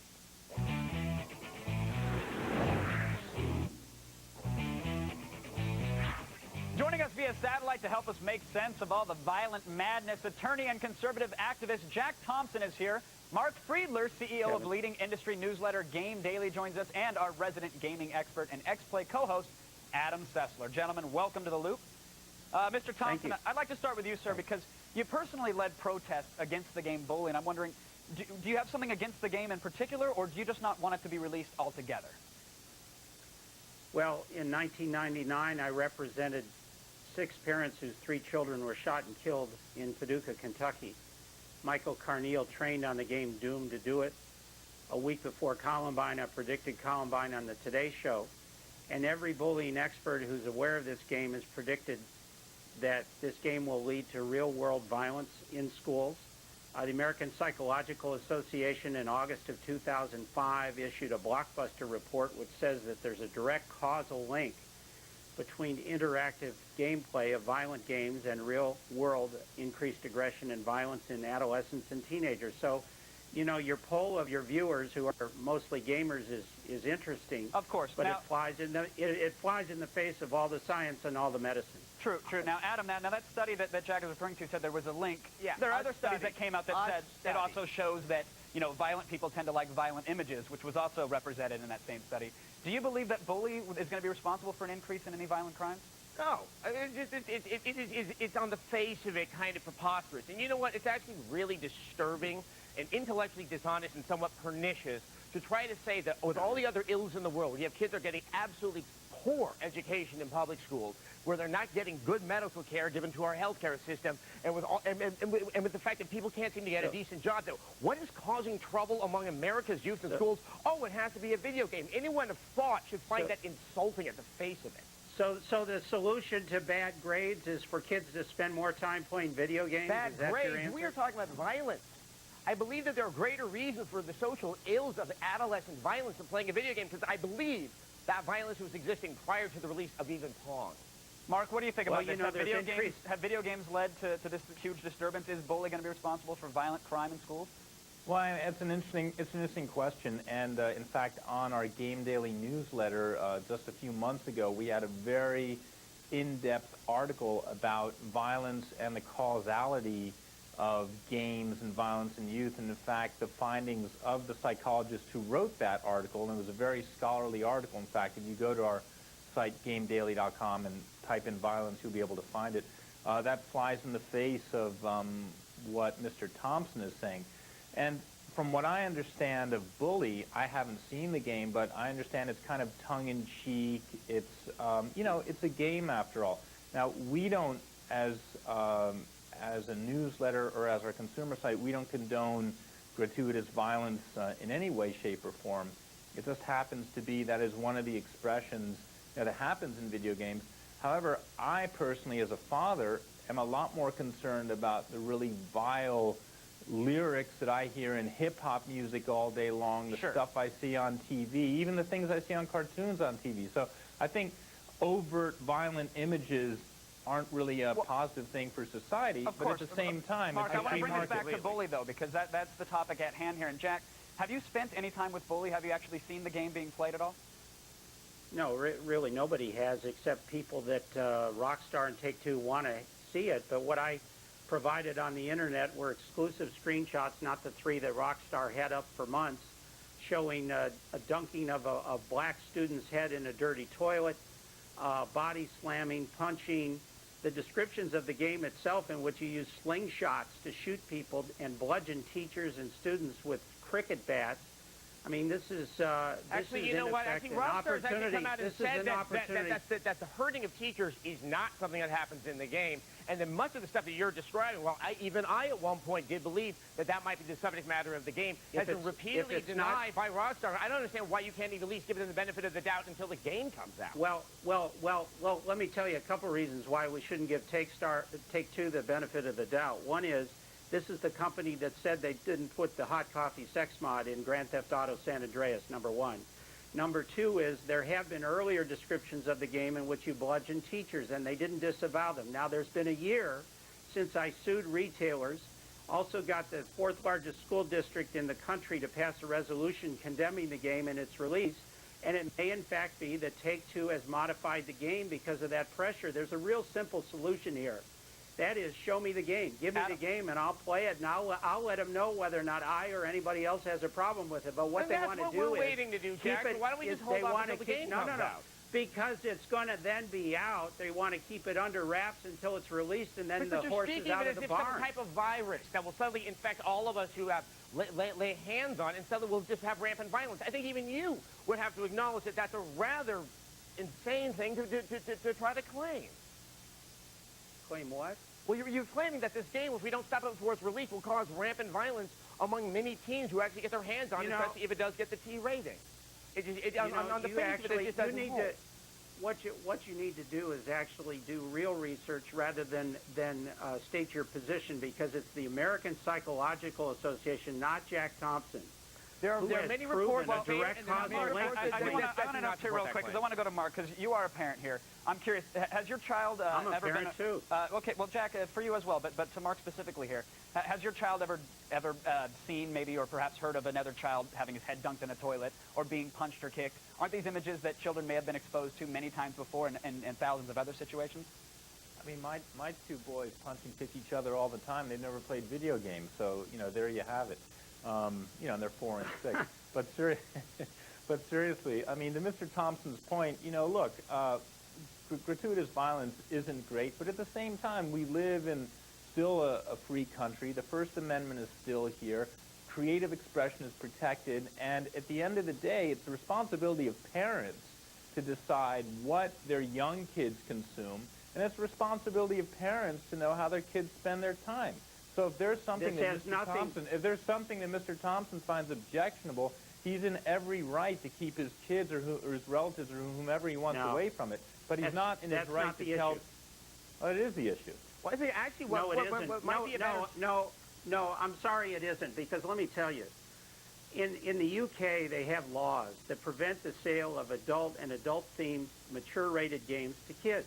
They have a First Amendment or its equivalent there, no, and the point is, of course they do. They do not have any type of constitution or something sanctioned as the First Amendment is in this country. All right, folks. No, that's we got to keep the debate on this shore, unfortunately, and we can debate whether or not game developers or rating systems or the government are to blame, but until parents are willing to accept some responsibility for their actions of their children, yada, yada, so on and so forth. Thanks to our guests, Jack, Mark, and, of course, Adam, for keeping us in the loop. It's definitely a hot topic, and I'm sure we'll get back to it at some point in the near future. Olivia, can you start the healing process, please? I can and I will, Kevin. I'm going to tell you. Paper, scissors yesterday. Yeah. And, you know, I think it's totally valid because you fell for it and the snakes were dumped on you, so I think we're good here. The thing we is, don't need the I'd whole like tarantula. to call this out is that either way I was going to do it because I know you're a big scaredy, you know.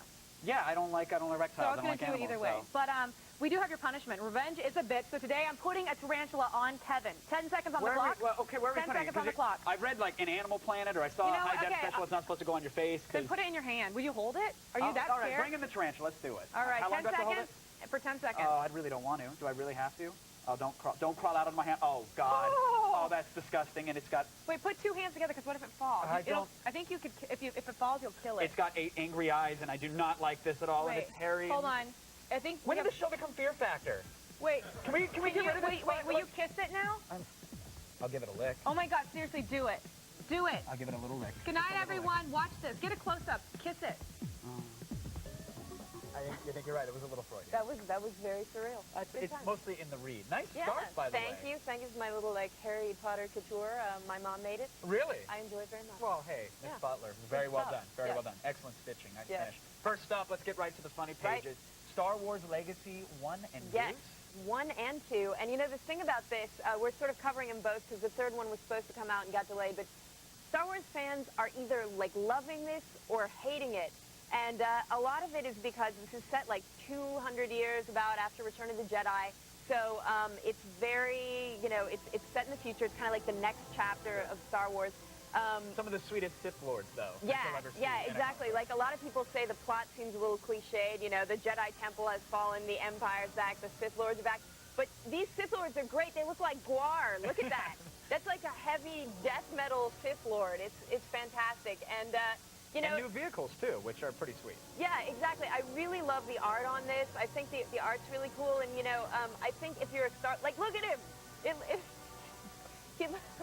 He looks like you know, Marilyn Manson or something. A little bit there, yeah. But, I mean, what's the... Or like the Misfits icon. But what's the verdict on this one, then? Like, considering the crazy-looking Sith Lords, new vehicles, etc., and Right. the storyline, should we be buying this? You said it sounds like the audience is polarized. Yeah, you know, I have to say, if you're a big Star Wars fan, I think you should buy it because you're going to get like these crazy-looking little Siths that, you know. You're really into. They're like goth Sith Lords. Were you like a Gwar roadie at some point, or at least? No, like I like this series having sort of a new look, and I tell you what, if they had these Siths, these crazy little people in a movie, I guarantee the fanboys would simultaneously all poop their pants with terrified excitement. Okay, mass So, evacuation. Yeah, Noted. so I say for the hardcore fans, it's a buy. All right, second up we have Martian Manhunter.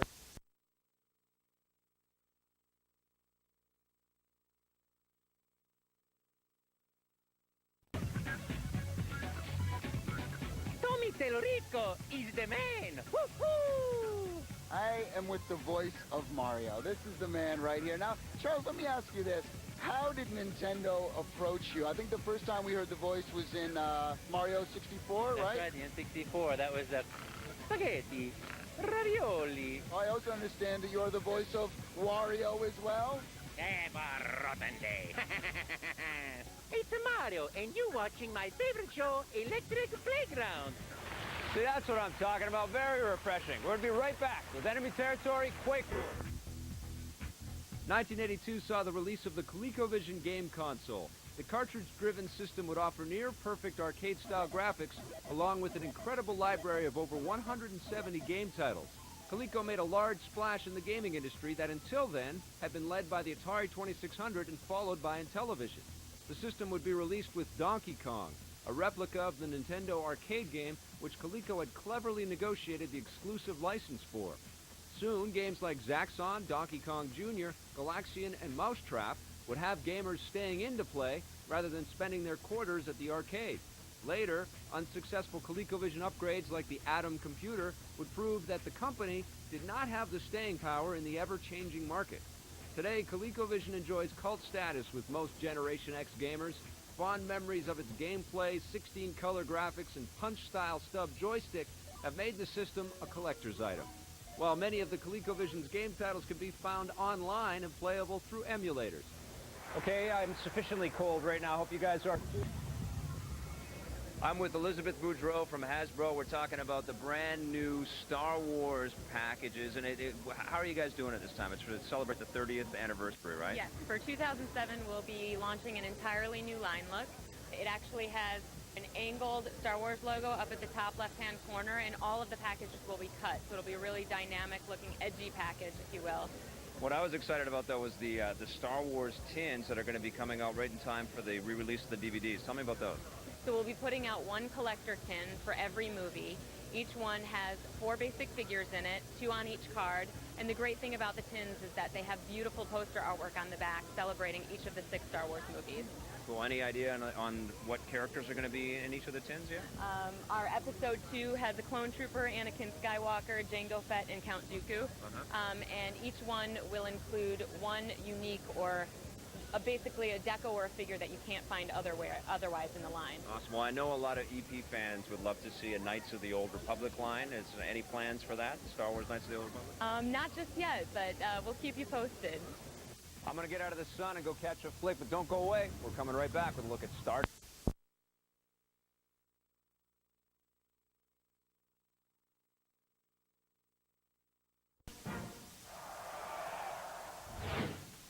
If you'd like to relive the magic of that last review, come to G4tv.com/xplay. Plus, we've got expanded text versions of our reviews and a bunch of web-exclusive video. You guys should stop by and take a look. X-Play Days, Urban Days. It might have not started with them, but Grand Theft Auto turned gritty street violence into one of the most popular game genres of all time.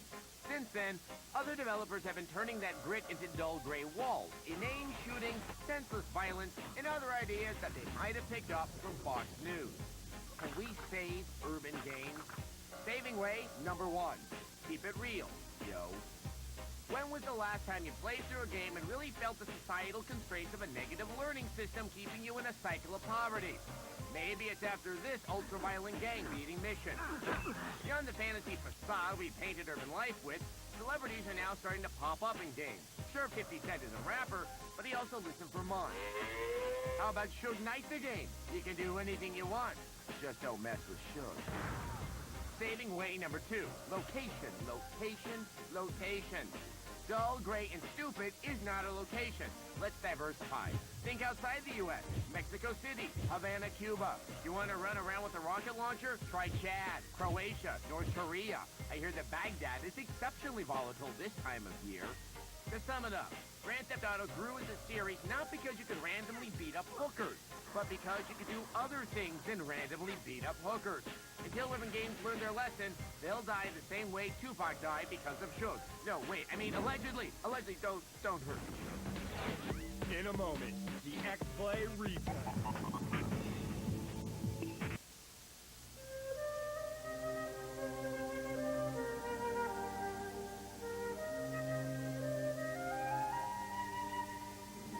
We are gathered here today to celebrate this union of 2 kindred souls.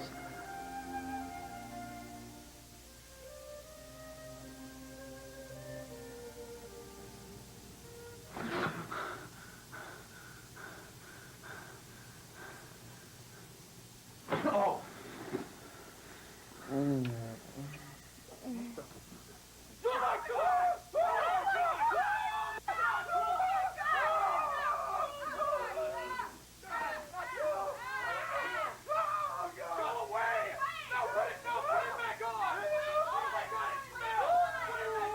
Vegas.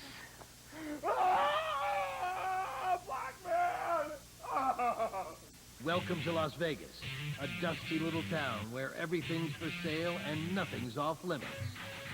Today, find out what happens when we let Attack of the Show loose in the City of Sin. And we're doing it all totally live. Am I doing this right? We'll blow off some steam, get friendly with the locals. Ladies, nice dismount. And find our very own Miss Attack of the Show. No rules, no more. Especially when it's a female patron.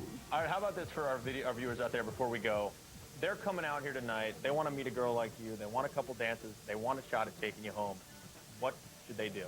Be very, very nice and show me the highest class and the finest things, and I'm sure that you're going to appreciate a girl, because a girl wants to appreciate that. You heard it, gentlemen. You can't get the love if you don't give the love.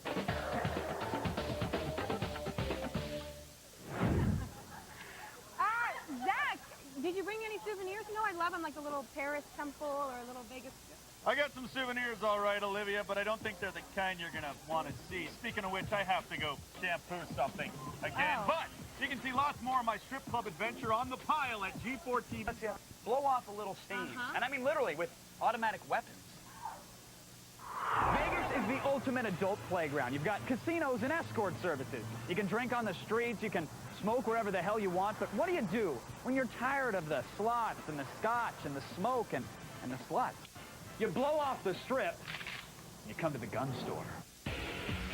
When you first walk into the gun store, your senses are immediately assaulted. The smell of the gunpowder, the sound of the shots, and all the firearms on display, I'll tell you, they're enough to make a grown man cry. So, Ernie, you're going to be my guide. You're going to take me to the range and walk me through what we're about to do, right? Exactly. We have a variety of guns for you to try. So we have a revolver as well as a Glock semi-automatic pistol. Here we have a Heckler & Koch MP5 and a 12-gauge Mossberg shotgun.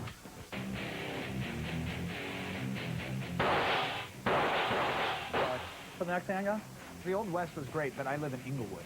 So that's a good step up. You're going to be rolling with the Glock. This is an H&K MP5 submachine gun. I've used this in Counter-Strike before. Okay. I'm really excited for this one. Let's see how it goes. Oh, wow, look at that. She's a beaut. This makes big holes. Oh! Wow, he's got a V-neck now. Oh, Dwayne, you look so smug. You look so smug! Yeah, you know, shooting paper targets is fun and all, but I just could not pass up the opportunity to personalize some gift shop souvenirs. Oh, this sucker's going down.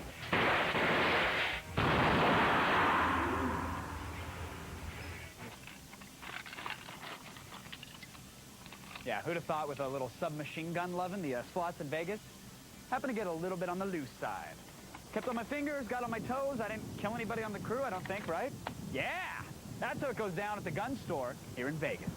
Oh, yeah. They have the best drinking games there, by the way. You were shooting pretty good out there, weren't you? Blanks. Story of my life. Oh, blank. Now, and if you guys are like me and can't get enough of Kevin firing off round after round after round of high-powered weaponry,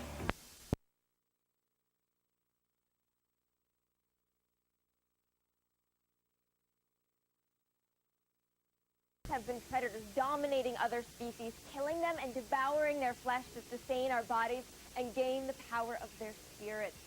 Even though we have since improved our meat technology to bring more convenient forms of animal spirit consumption to supermarkets, the human instinct to hunt remains. Here's our look at the history of hunting in video games. You know, Randy, I played a lot of hunting games before, but I've never actually been hunting. Huh. Shut up, I hate nature. There's ticks and poison sumac, and it's tough to find a good hooker. The only reason I came out here is to shoot defenseless animals. Ah, I know that feeling. Anyone who's ever picked up a light gun knows that feeling. We all got our first taste of hunting on the consoles when Nintendo released Duck Hunt. I spent hours on end in my living room blind firing virtual bird shots. Duck Hunt is totally unrealistic. The only shotgun that can reload that fast is the Remington 20-gauge Polar Beer Walmart limited edition. And we all know only autistic kids and Republicans use that gun. Wow, Randy, I had no idea you were so into hunting. Yeah, I used to go hunting with my dad all the time until he left Mom and I for some possum slut. Damn, I can't stand varmint. But aren't you considered a varmint yourself? Aren't you considered to shut the hell up? I worked my way up to hunting big game in Africa, but after a while, not even beating a panda to death with a baby hop seal was satisfying anymore. All right, I'm finding this conversation morally reprehensible. There's only one animal I can hunt that's dangerous enough to give me that thrill. Star Jones? No, even more dangerous. But what? Duck Hunt spawned a whole flock of other hunting games. Once they broke into 3D, the genre flourished. PCs and game consoles and trailer parks all across the country hummed with simulated crouching, simulated reloading, and simulated boredom. All right, it's time. Time for what, Ratty? Time time for me to shoot you. Hey, that's 6. I'm not gonna let you deprive all 11 X-Play fans of their favorite co-host.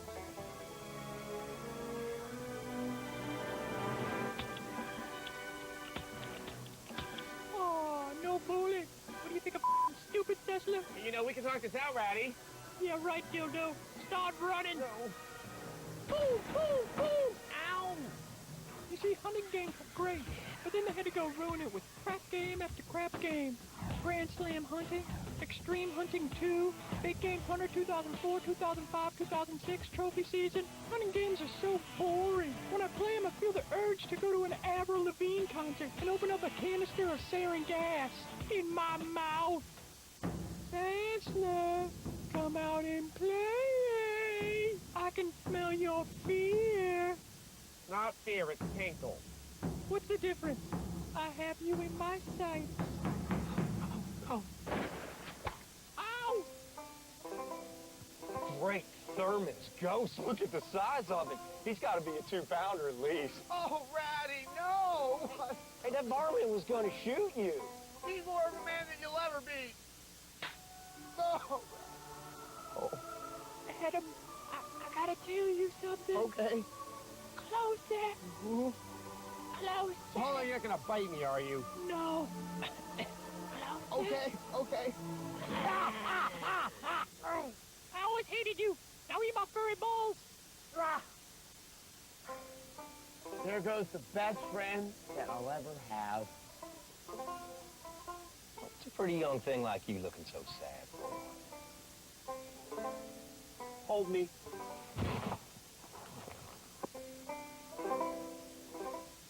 So remind me never to go into the wilderness again. Outside is for chumps. Yeah, there is something visceral about hunting, though. You know, walking through a forest. A new concept, the prison, which spawned a whole new culture of shivs and jungle juice and the kind of loving that happens between two men. And apparently now you can make money off of that. Here's our review of Prison Tycoon. Papillon was burly for rotten teeth and solitary. Oz was just plain nasty. And the Shawshank Redemption showed us the indomitable spirit of incarcerated human nature. Prison Tycoon, just plain blue. Good movies about prison capture the horrible loneliness, the slow passage of time, and the brutality of life behind bars. Prison Tycoon is all about making inmates happy. Rehabilitation is on the menu, sort of. There's no component to mono-recidivism, but this exciting screen allows you to parole guide. Your tiny factories of human despair will need state-funded hotel amenities like weight rooms, theaters, auto shops. In short, they need a touch of tenderness so they may stride back into society as model citizens. Just like real prison. You'll basically start with either a pre-existing institution or a grass field that requires large, drab buildings, retention fences, sleeping quarters, and of course, a chow line. Prison guards come with guard towers, and all of it costs money. The object of the game is making money. You accomplish this by putting your itty-bitty felons to work, getting liberal funding, and of course, state support for a job well done. You could just as easily call this Gulag Tycoon, Slave Labor Tycoon, Work Them to Death There's More Where They Came From Tycoon. Of course, if you don't treat the murderers nice, the prison's worst nightmare comes true. But this is trouble carried out with fashion weapons. 3 strike weed dealers and panda raiders, all beating each other senseless. It's the prison riot! Or dance lessons for all these blitzing bits of color are capable of displaying. Even for all the Prison Manager Games fans out there, we know you're out there drinking generic alcohol. You'll find the label on your bottle more compelling than this hunk of detritus. At the end of the day, just eat something rancid, throw it up, and draw in the colorful pool with a stick. You'll be playing a better game than Prison Tycoon. A 1 out of 5.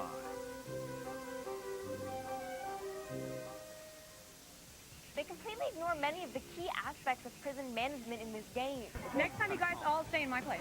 Absolutely, you could bunk up. But we did manage to get a few familiar faces on the trip, like, say, His Belligerent Holiness, Office Jesus. So they're sending me to Vegas for some, I don't know, some convention. Sir, can you put the phone in the bin and walk on through? Sorry, I'll call you back. I'm at security. Got to make someone feel important for a minute.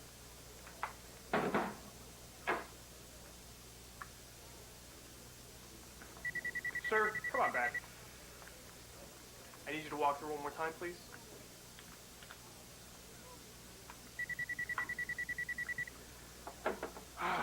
Sir, come back over here. Step aside, bring them. Put your arms up for me. Come on, get them up. Get them up. Sure don't have anything else metal on you. Oh, that's right. Here.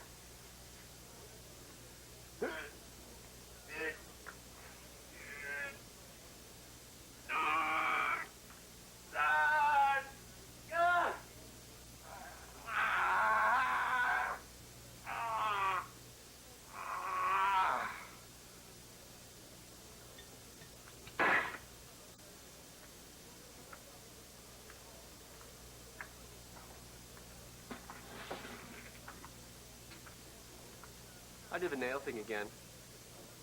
And that was awesome. It's always awesome. Oh, that Office. I love Office Jesus. We are just getting... Wait, that's right, camera 5. Spoken all week. My parents are here. That is the true. Pereira clan's The here. Pereiras are here. Yeah. Kevin is actually the They're only guy ones cheering for around. that fact, too. He's the only guy around who actually brings his parents to Las Vegas, and family, Yeah. aunts and uncles and everybody. Well, even worse than that I bring my parents to Las Vegas. If you want to see my father, look no further than camera 5. Camera 5! That's my old man in the pool. Come on. Show him what you're working with, old man. There we go. There we go. The stiff arm. Dad just did the spank. He did a stiff arm to a spank, and then bubbles came out. No wonder you're such a ham. That's Now he's got a red ring around him. What does that mean? No peeing in the pool, Pereira. Yeah, no peeing in the pool, man. We had dinner with them last night. We had dinner. Yeah, Kevin asked me to come out with his parents to have dinner, and we went to a buffet, which was so much fun. But, you know, there was this Asian grill, and apparently your dad's a racist because he didn't want it. He was too scared to go to the Asian grill. Yeah, but I had to come with him. I explained you were half white, and he's totally fine with it. He's a good man. Because I'm part white, Yeah, he's okay he's a with good it. man. We had a good ignore time. the minority side. Well, you know, what Kevin and I actually, because I love buffets, we went and we got a platter full of every dessert.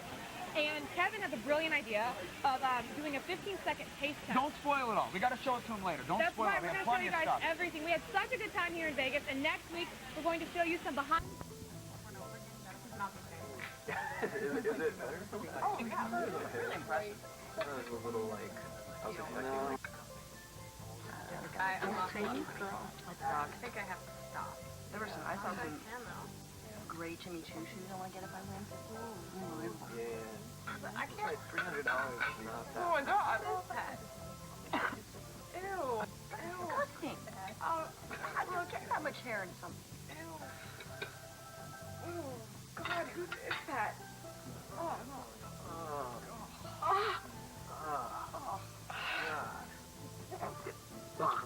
Oh my God, I'm gonna throw up, I think. I'm gonna be sick. I'm gonna be sick. Get the measure right now. They have plenty of money and they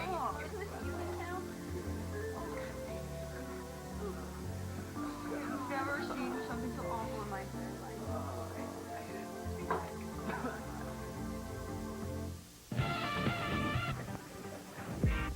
Seeing as Attack of the Show is in Las Vegas, I figured I'd show you punks how a true player does it in Sin City. This week, I'm not hooking you up with deals on technology. I'm showing you how to make the ultimate hookup. I'm talking about bitches. Charlie Sheen said it best. Pimps like us, we don't pay hoes for sex. We pay them to get the hell out of here. We're better to hit and run than a brothel.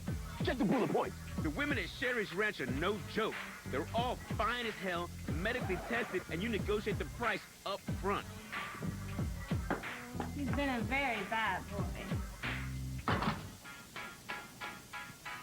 Everywhere you turn, there's some dude handing you a flyer for some dope-ass bitch who'll come to your room 24/7. What's not to like about that? Can I help you, baby? What's up? Hey, I'm Kelly from the Vegas Call Service. Ooh, baby, I think you made a mistake. Oh, baby. no.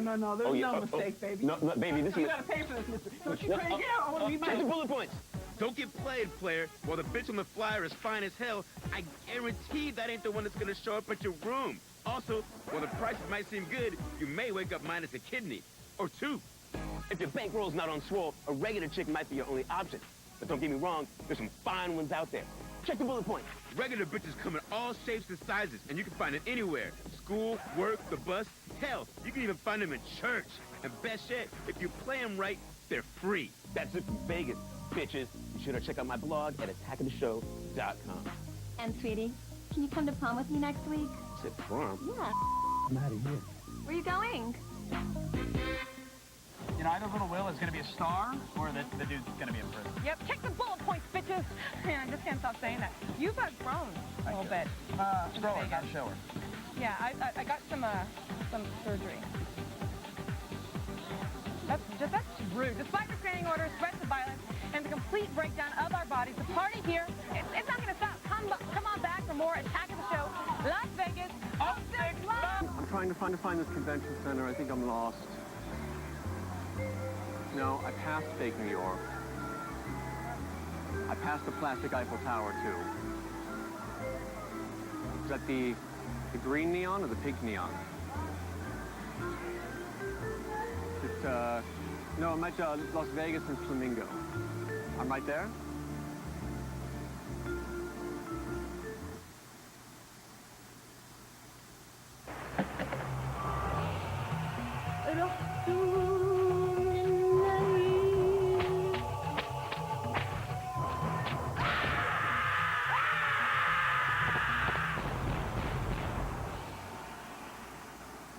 You have got to be shitting me. John, I'm not doing this. I'm not doing it. So you could send somebody else to the convention. I honestly don't care. The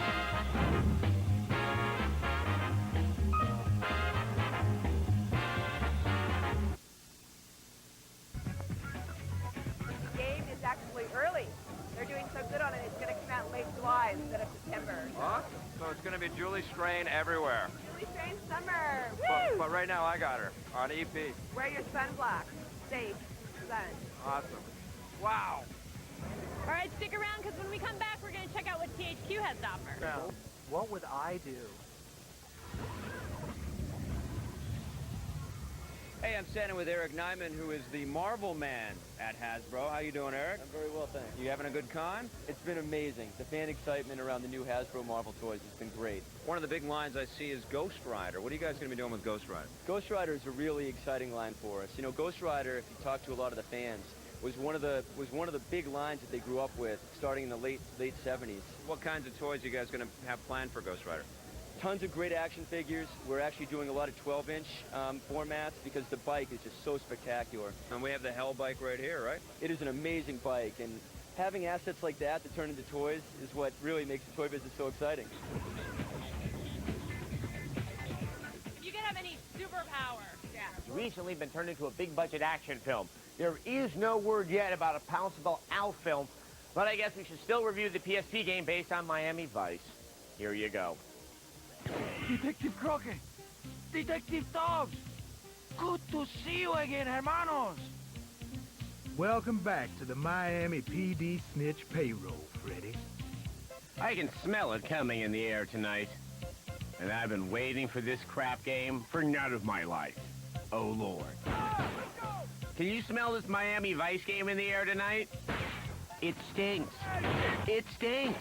It stinks. Assume the position!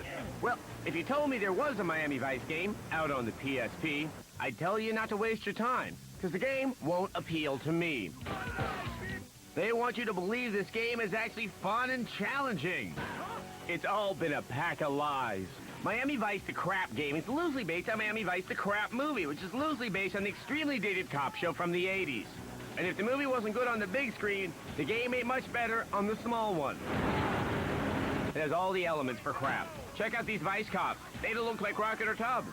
They don't sound like Crockett or Tubbs. Assume the position! They're not subtle like Crockett or Tubbs. So what in the holy name of Philip Michael Thomas do we need this game for? Nothing, man. Just soap, money, dead Haitians, and more dope. Word. But we promise you, if you wait till the end of the review, we'll show you Crockett in a spiffy 80s style outfit. Trust us, it won't be worth it. We can pretend there's a story where you go undercover and try to get information. It has to do with some low-level scale named Freddy. You put me on all that game, bitch. But unless it's this Freddy, I'm not interested. But why pretend? The story's pointless. So let's find the positive. At the bare minimum, Miami Vice teaches you the proper way to bogart a joint. Some call it Tampy, some call it the weed, some call it marijuana, and some of them call it ganja. Now, we don't want the viewers to get the impression we glorify this illegal plant. Too much of the wacky tobacco could lead you to think this minigame is fun. It's not. We call this minigame Time Filler. And Miami Vice needs all the filler it can get because this game is short. Really short. About as long as Don Johnson's recent marriage. Oh, Don Johnson, you'll always be my Miami Vice. These two guys haven't even earned their facial stubble. I don't even know what that means. Ever get the feeling you've been played? More than you can ever know. Miami Vice gets 1 Don Johnson out of 5. And I don't care anymore. I would like to join with what Adam said earlier. I really like Alf. Miami Vice was good, too. There was a scene of guys playing Highlight in the opening credits. I remember liking that. I don't so much remember Miami Vice. It was a long time ago. But I remember my mom really liked Falcon Crest. I spent a lot of my childhood pretending to be a smooth-talking Vice cop in a turquoise blazer. It's Adam Sessler and Morgan Webb. We here at X-Play hope we can educate American gaming fans about the depth, the texture, the complexity of video games as art. Yeah, just set up and toss to the boob retrospective. Subtlety of programming to create something that seems as soft and light as a cloud with the gentle rotundity of a cantaloupe or a particularly large grapefruit. Are we done yet? There's also the ingenuity of mind it takes for the developer to say, maybe we should make her jump on something or bend over really far. Just toss to the damn boob retrospective. Here's the boob retrospective. X-Play proudly presents La La Boob Loser, a loose-fitting history of breasts in gaming. In the beginning, something created humans, and for a time, it was good. Once created, God's little grumblers needed to multiply. Witness the miracle of birth. And what's for dinner, you say? Biology's greatest drinking fountain, the breast. Cans, cones, pillows, buttons, boobs, Krakatoa east of Java. Yes, the crimson-tipped peaks of Mount Mammary had changed things forever. But men wanted more. When he became too old to drink from the noble silos of baby beverage, he decided to exploit them. Let us chart the progress of this male-dominated sensationalism through the historic looking glass of video games. It's 1982, and Custer crudely takes his revenge on the feminine form with his heinously hewn hives of womanhood. The entire game was a disgrace. In 1994, King of Fighters delivered female empowerment in the form of acrobatic excess. Flying fists driven skyward by breast-bearing beauties exhibiting the playful antics of mischievous gravity. 1996 sadly emphasized character over contents. Lara Croft, though majestically mammaried, really brought nothing to bear on the bosom's mathematical potential. These sizable cones cried out more for 2 scoops of ice cream than for any provocation of your loom's noble fruit. Don't you think you've seen enough? Time began to move quickly. Developers began to improve their skill. With better graphics came better opportunities to exploit the great fueling stations of infancy. I can see you think there's something fishy about the deal. The breast would no longer be bound. Freed by overly inhibiting articles of clothing, liquacious lumps cascading over the gaze of easily stimulated gamers. And man rejoiced. From the idiotic idolatry of Sexy Beach to the prurient pugilism of Rumble Roses, boobs were back on the menu. In recognition, man would ingest his own phallic imagery, celebrating the sometimes sheer randomness of the breast's entree. Don't like snakes. Not for dinner. What heights these lofty peaks will reach is for future consoles to determine. And we'll be there, won't we, boys? If you would like to learn more about the fact that women have breasts, consider tuning into The Man Show. That's here on G4. Well, if we're thinking human... What's going on here? Think upon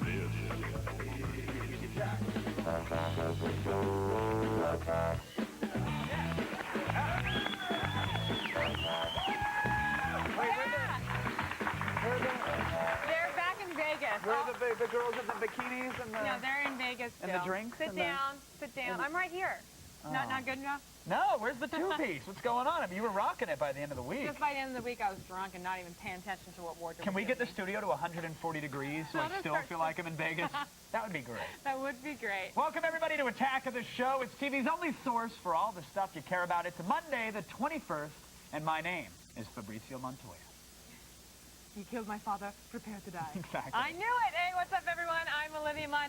We are coming to you live from the G4 studios in Los Angeles, and we are just getting over our Vegas hangover. This boy has a bad hangover. You know what? You can only take so much Vegas action before like the whole fear and loathing kick in. Yeah. I'm still at that stage. I just had to annul our marriage. Really? Yeah. But I still get half though, right? No, you do not get it. That's why I'm annulling it. I don't want to pay you anything, Pereira. Wow. Okay. Yeah. You made a couple too many clauses in there. I had to stay under certain What, in the weight. prenup? We had to have sex, so many times a week. It was kind of crazy. But I thought that was, I asking even for. laid it out like an IKEA catalog with all the positions and where the nuts You and the made bolts it very easy for me, but just lost all the romance. I'm sorry. That's all right. Maybe next time Vegas. Okay. Let's just get married every year. We'll do it. It'll We'll be make it fun. it's an annual event. So what was your favorite moment in Vegas, though? I mean, like we did the marriage thing, which was cool, but You know what was my favorite moment is when you and our writer Chris were behind me when I was playing blackjack.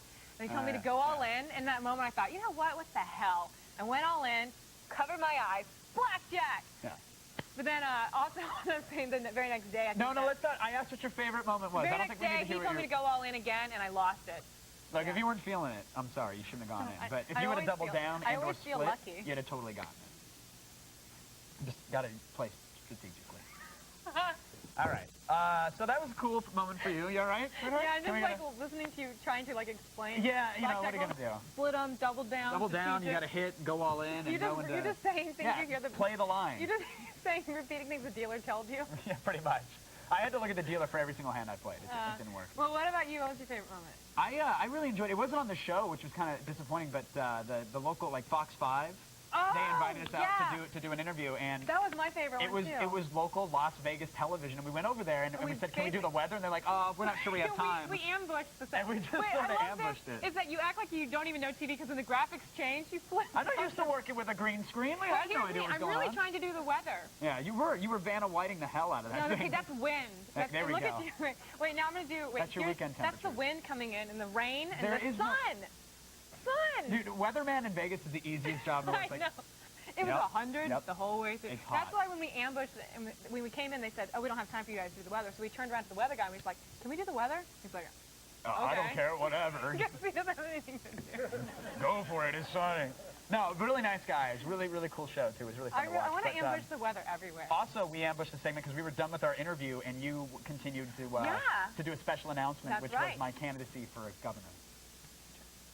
We actually have some really big news right now. We'd actually like to make an announcement. Okay, but we are getting wrapped. Go ahead, though. Go ahead and announce. I'm running for governor of California. Yeah, so I wanted to announce my candidacy. That's here in Nevada. We're in petitioning in Nevada and Arkansas, very huge. We're probably going to concede that Wisconsin will not jump on the Pereira bandwagon. But we're really excited. So. And you'll be running against a porn star, and I mean that seriously.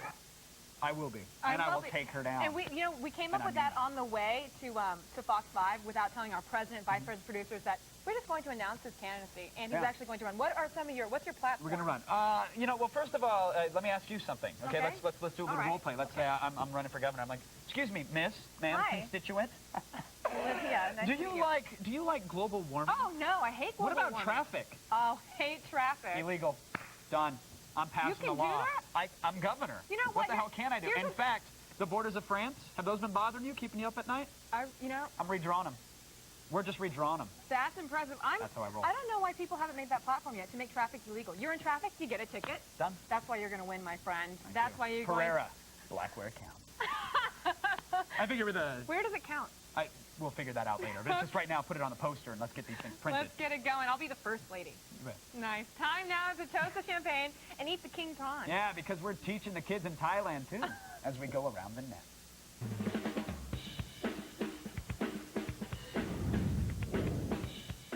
First up, you know those attractive Hollywood A-listers who get paid millions of dollars just to look pretty? Thanks, Kev. Well, some blogger with Photoshop and a little time on his hands decided to give them a taste of their own medicine and turn them into fat asses. That's when you come back. Angelina Jolie, look here. Oh, That's Angelina Jolie and her baby daddy, That's pretty hot. Brad Pitt. Bad Pitt? Look at that. No, I mean, he's going to look like that in 5 years anyway. So He doesn't need Photoshop? no, that's probably legit. You're just jealous. You can't forget smoking hot tennis star Anna Kournikova. Hello. Let's see. Look at that. Wow. Those are some, wow, those are some guys. That was a choke a man. Good. She couldn't hop over that Do not venture downwards with that, boys. And finally, there's the very lovely Britney Spears. Whoa! Wait, Kevin, hold on. Seriously, I don't think that's just been doctored. No, look at this thing. I mean, Britney's looking really Kevin, fat seriously, now. that's all natural. That's so mean. That's really That's she's pregnant. I know, but dude, you don't have to, like, you can see, like, the baby crowning in that skirt. Like, you don't need to, like, if you're that far along and you're that big, you don't really need to be rocking that outfit. You can see the Cheetos bag imprint on the kids. Yeah, that's coming that's out. really unhot. I promise when I get pregnant, I'll never look like that. Appreciate that. Appreciate Very that. nice. Well, up next, it's a very fitting segue. It's the World of Warcraft Whores. That's right. Keep checking the space because soon enough, this porn site, it's really going to make your nerdy little dreams come true. I mean, you already fantasize about girls dressed as elves doing naughty things around your Norath region, if you will. Well, now you can finally see the pictures that actually make it so. Just don't get caught up and neglect your guild because there's plenty of really important quests to go on here. Wait, boys really think about that? That's what they dream and fantasize about? Kinda, yeah. It's really often. weird and creepy. Often, actually. That's interesting. And finally, we have a long and storied tradition here on AOTS of closing out Around the Net by showing a video of someone either injuring or making a fool of themselves. It's actually my favorite part of the entire hour. And today is no exception. Get your face right up to the screen because you're not going to want to miss this one. Seriously, super embarrassing. Don't just get really close.